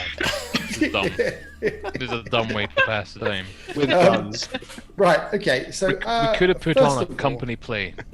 What I would I'm like just you all saying. to do is so. Is anyone going to be driving the snowcat? Yes, because the whole point is we're going ahead at the same crawling speed as her, so that Okay. it draws from So- a direction. So, Kai, you're going to be driving the snowcat. Yes. Okay. Elizabeth is not with you. She will fine. not partake in this. Poor Um, Elizabeth.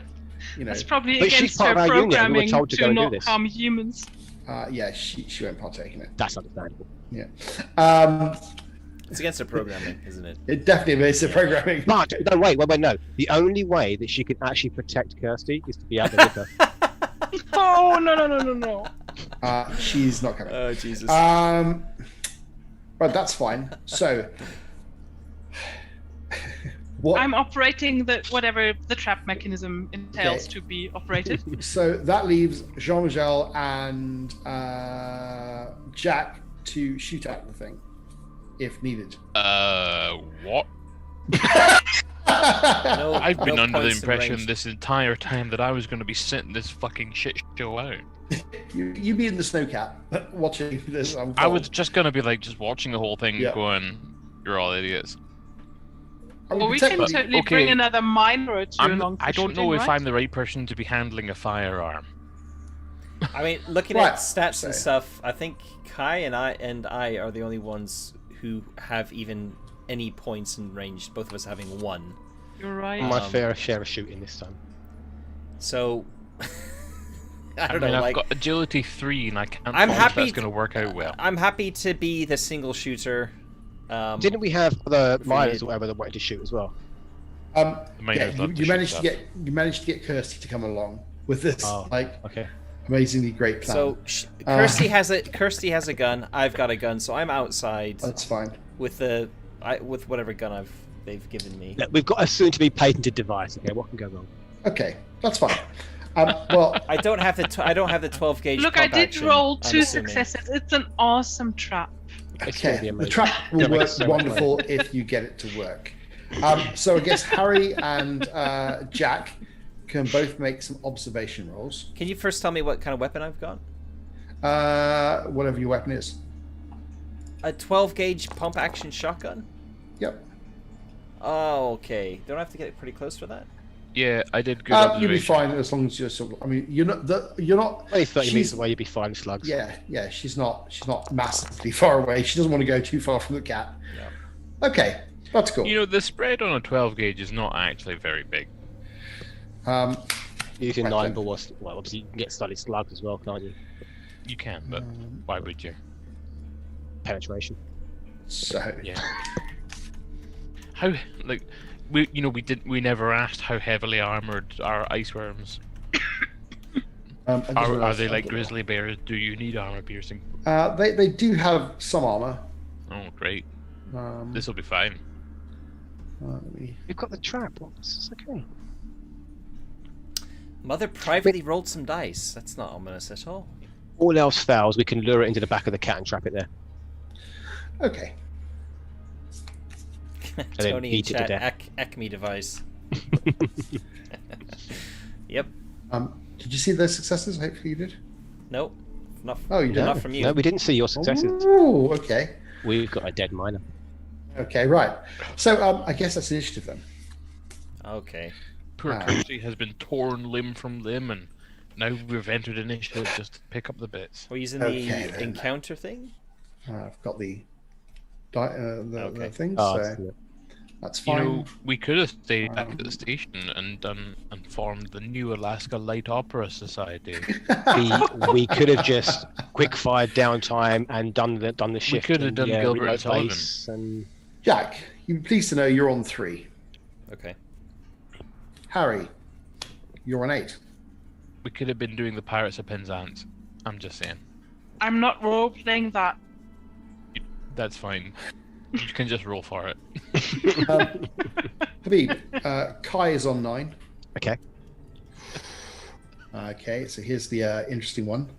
So Kit is on 5. Oh dear. Kirsty is on 6. Please tell me the worm is not. There's a lot of 1s and 2s that haven't been pulled out yet. The ice worm is on 7 and 1. Oh, 7 and 1. Son of a bitch. Okay. Maybe somebody should switch their initiative with the older bait girl. Yeah, I think she should have my initiative on 3, and so, I should go after her. Yeah. So would one of you like to swap initiative with Kirsty? I'm swapping. Yeah, I had a 3, so I'll give her my initiative slot. Okay. And then somebody had 6, right? Or was 5. that me? Yeah, that was her. She had it. She was on 6. So I'll just swap it with her. I mean, because one of them's going at 1 and one of them's going at 7. So we'll both be going before, but she can react first for sure. Hit that winch. So that works. Okay. We're the Okay, two of that's the fine. guns. So, let's see what happens.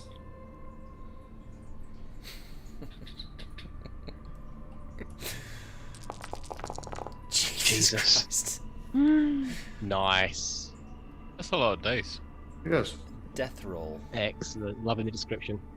The lion worm goes full out for Yeah. the kill, grasping its target and wrapping it in a vicious death roll. Roll for the attack with 10 dice. Damage 1. If the attack hits, the victim is grappled as well as disoriented and loses their next slow action. Sorry, Kirsty. On its She's next alright. action, the lion worm will squeeze the victim, attacking with 10 base dice, damage 1 again. Alright, so Oh dear. Okay, so it's an icy she's lost her anaconda. action, and I'm next then with my gun? Is that right? Okay, bear with me 1 second.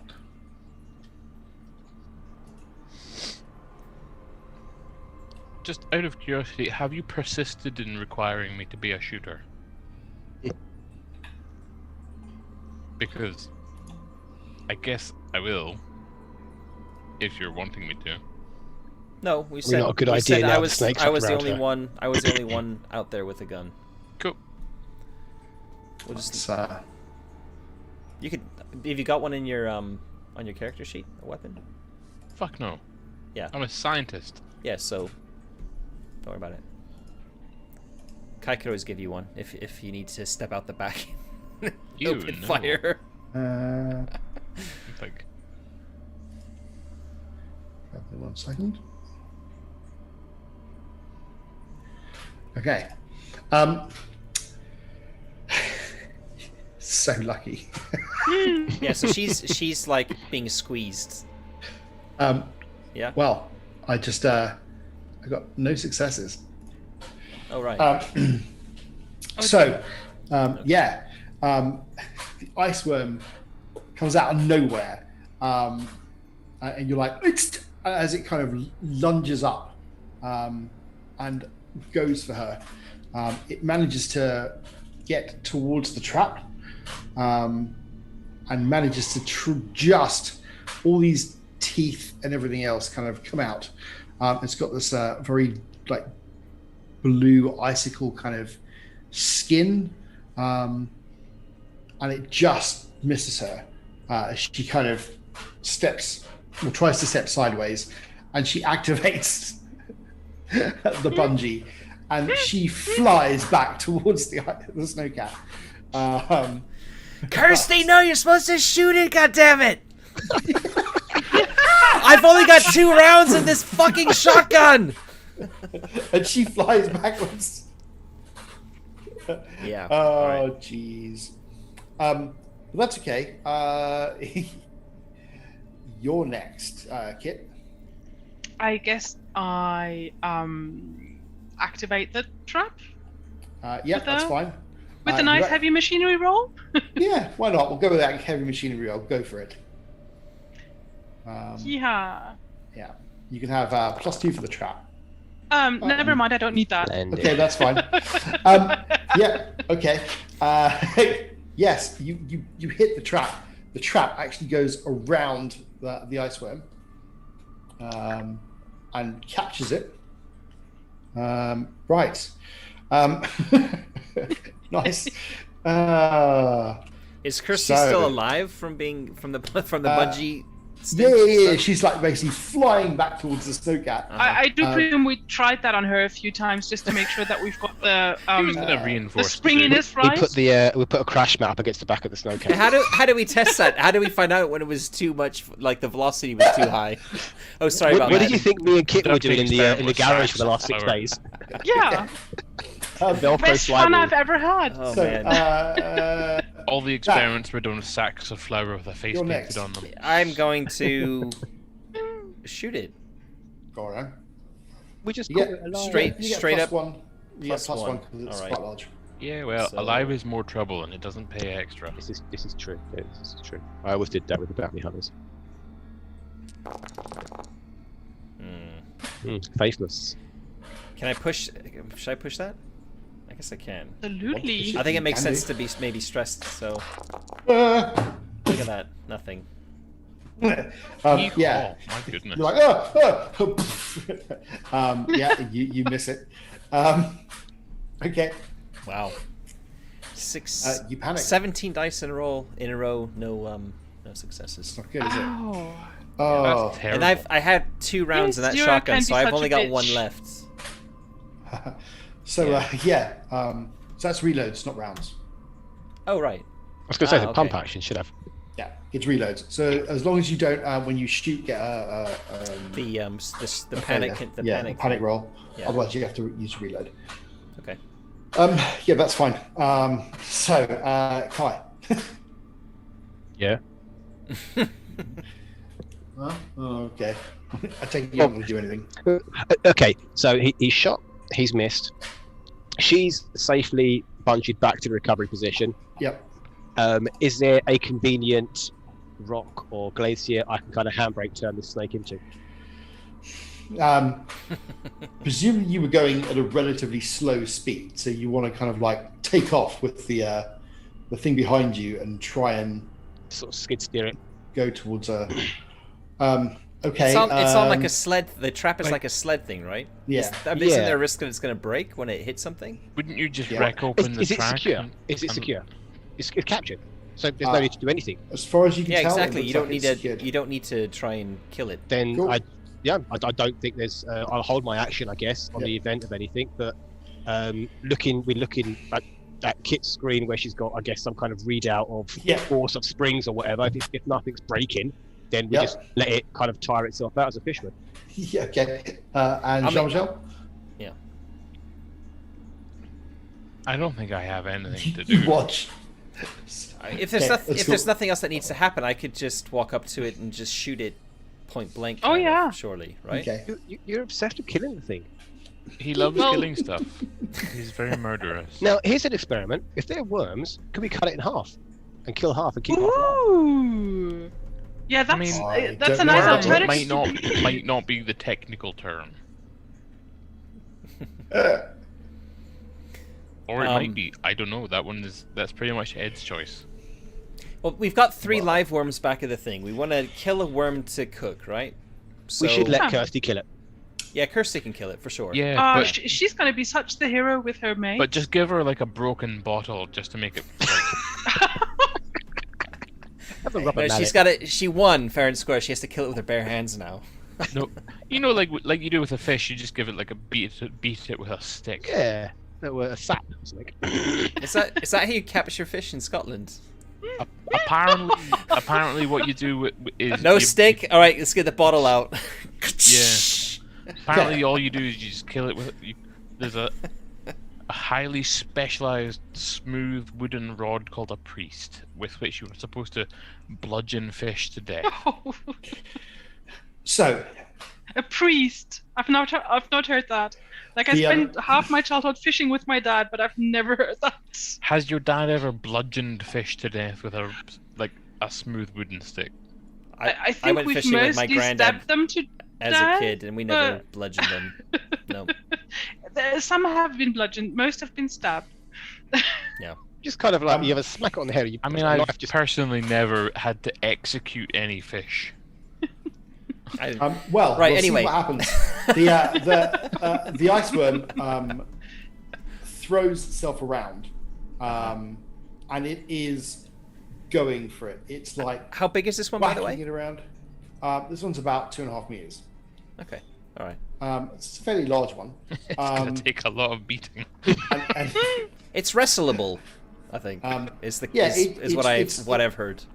it's really, you haven't managed to get the whole thing in it. And what you've noticed that it's actually got these small appendages on either side of its body, which is kind of like trying to grip the snow, and it's scratching the inside of this Okay. of this trap that you've got, and it is going for it.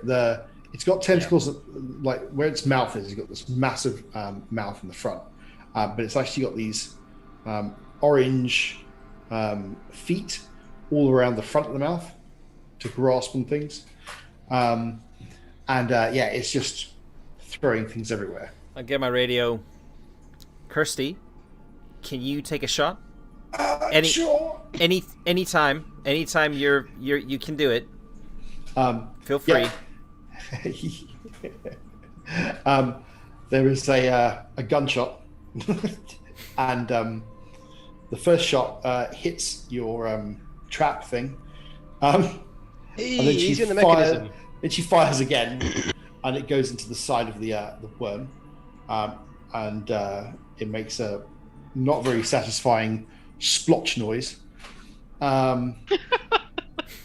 She then fires it again, and this time it hits the side of it again, and a part of its segmented body kind of falls away, and this gooey kind of white, almost clear jelly substance kind of comes out. It's a synthetic.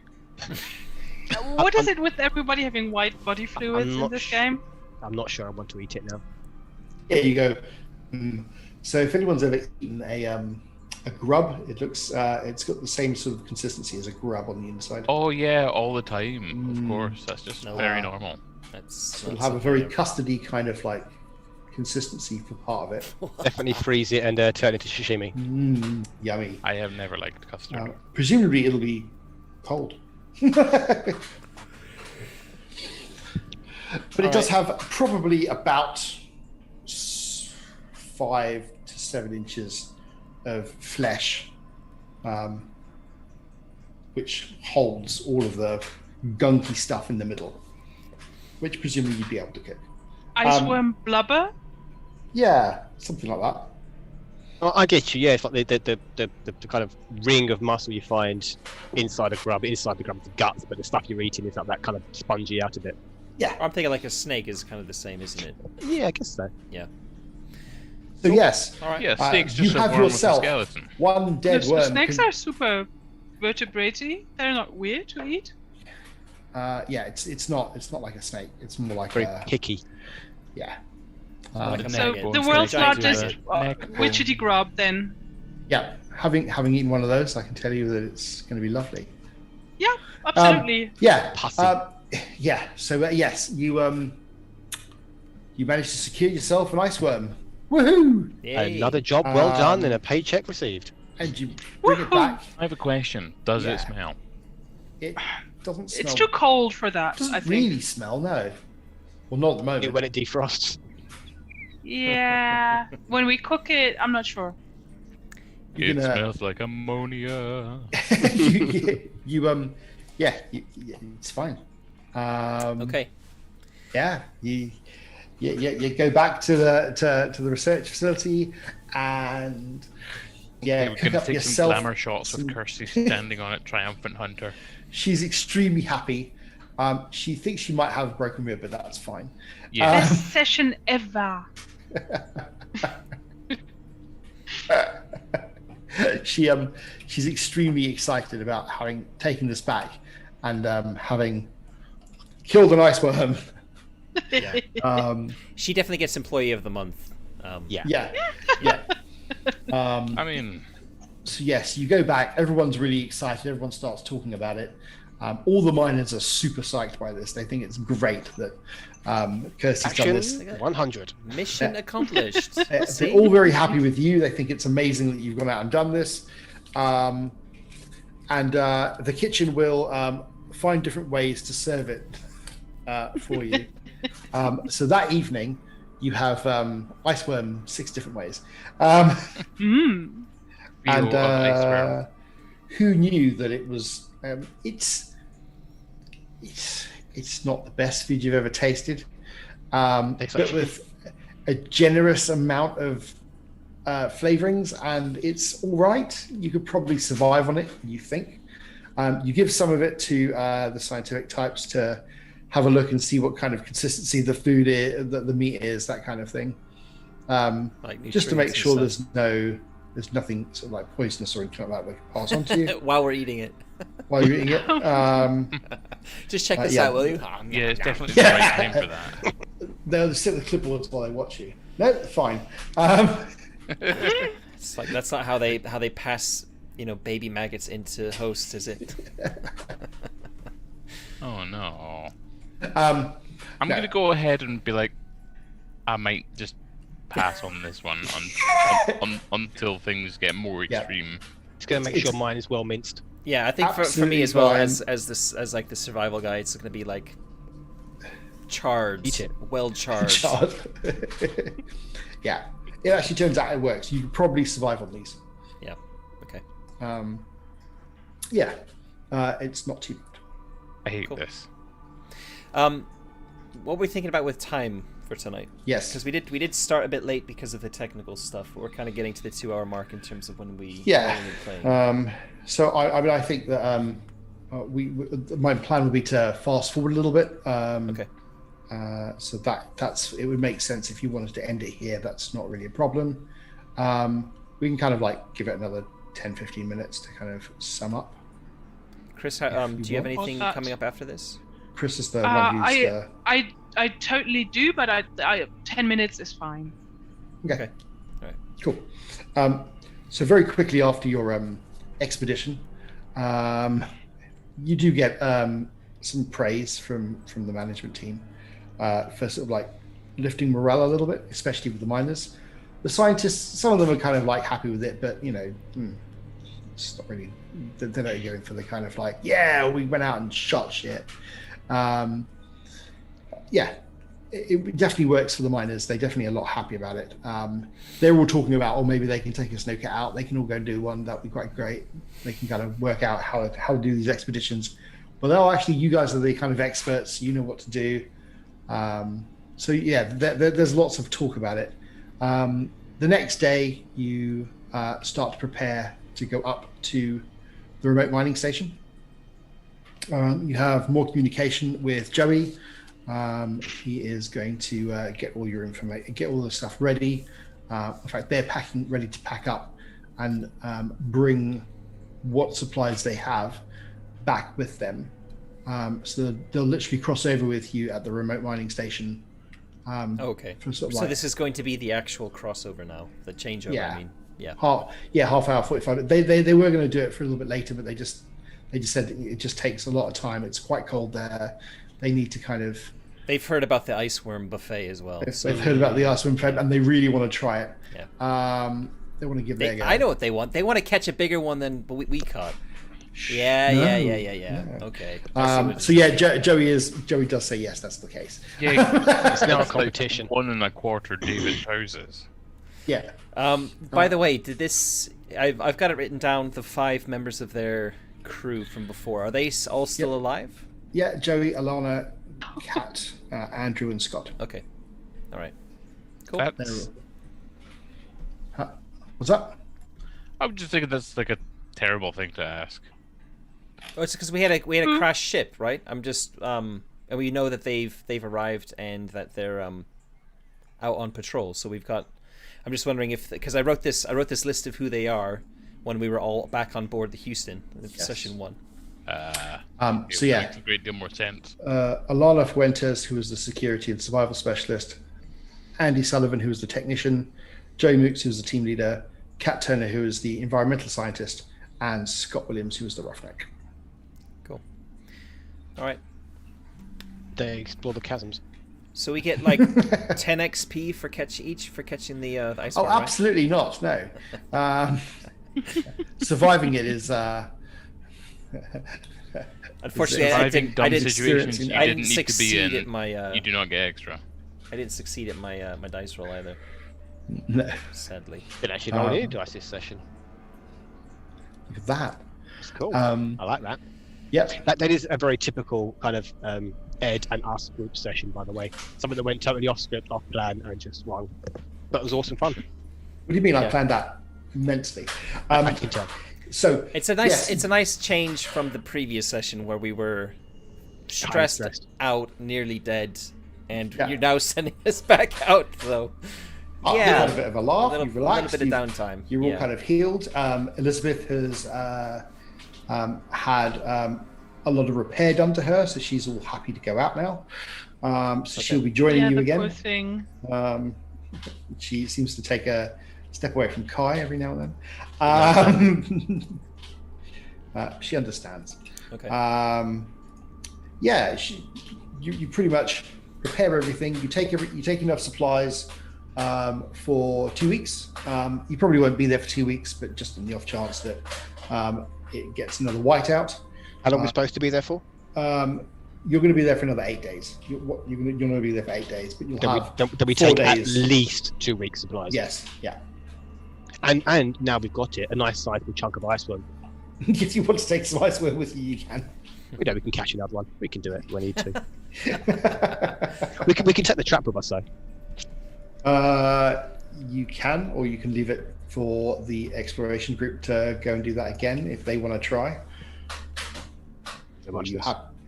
Yeah. All right. So you kind of make your way back to the remote station. Is there anything you particularly want to do before? Anything you want to particularly take that's specific? Or is there anything that you would like to discuss with anyone before you go off to the remote mining? If we could just get a good sample of the stuff that the crew have been doing. So anything, all the things they've salvaged, I presume they've recorded. If they have, if they've, I don't know, wandered around the remote mining station and found anything amiss, then presumably they've written it down somewhere. Just good handover notes. Yeah, exactly. I want to very much ask Scott what sort of equipment he's fixed or still needs fixing, or whatever the status of the. Did they not take that they missed having? Good question. So I'll make some notes for next session. So Scott, what did you find at the station? Yep. What equipment did you wish you had that you didn't have with you? More heaters. Less gravity. Maybe we can use some of the excess gravity to generate heat. Yep. More ice worms. Anything else? Fuel the barbecue. Every season of MASH on tape. Awesome choice. And a bit of Magnum as well, please. I think bit of Magnum PI. notes is important. Like, is there anything we need to know, basically? So we were just basically going to be going between the remote station and the pods, right? Recovering various bits and so bobs. they will have like a database of the ones they've been to. They would have tagged them, so you could go to them, see what they found. If there's where they've salvaged whatever they've salvaged. So they might tag one module and say they've salvaged the food from it, but not the power and not the gear or equipment, that kind of thing. And so they've got a PDA and a map that they've kind of like done a grid reference to say what's in one different places. So for the ones they've at least done, it is sort of like a kilometer wide and 2 or 3 kilometers long. So it's quite large. Would it have been possible to jury rig some kind of sled or secondary conveyor so we can bring back more supplies per trip, and or if necessary some kind of mechanical arm or loader? Okay. No. Well, try. I don't think the terrain's going to support that kind of a thing. That's exactly it. It's very chasmy, wasn't it? And yes. So no, unfortunately not. You will have to take it in turns. Right. Any other questions? Not really. No. Okay. I get a refill now. Yeah. So you make your way back up to the remote mining station, which is I guess where we will start next session. Cool. Seems like a good place to end it. Yeah. Cool. Well, all right. I am pleased. Yeah, that we didn't lose Kirsty, so that's good. That's You didn't lose Kirsty Or anyone else. or anyone else. She thinks she's really badass now. Yeah. And she is. She is by any standards that we have. And she's now got a name as well. We can maybe we can give her a different colored shirt as well. She can be upgraded to a green shirt or something. Yeah, that's fine. She definitely maybe deserves red at least 2 is, XP. like, complements her skin tone, though. Don't worry, she'll be an NPC. Don't worry. Although, Cool. if you die, you can always take her over, I'm sure. All right. Thanks very much, Ed. It's no problem. I'm assuming there's no XP for this session, right? No, not at Yeah. the moment. Cool. We'll discuss it in Discord afterwards. It makes more sense. All right. So thanks everyone for watching. If you haven't already, if you could hit subscribe and like on the channel and on the show, that would really help us to grow. And we will be back in 2 weeks' time for episode 6 now. Woohoo! All right. Yes, episode 6. Yeah. Wow. So Thank you very much. yeah, thank you. Cheers. Cool. All right. We'll catch you next time. Thank you. Bye, everybody. Cheers, guys. Bye.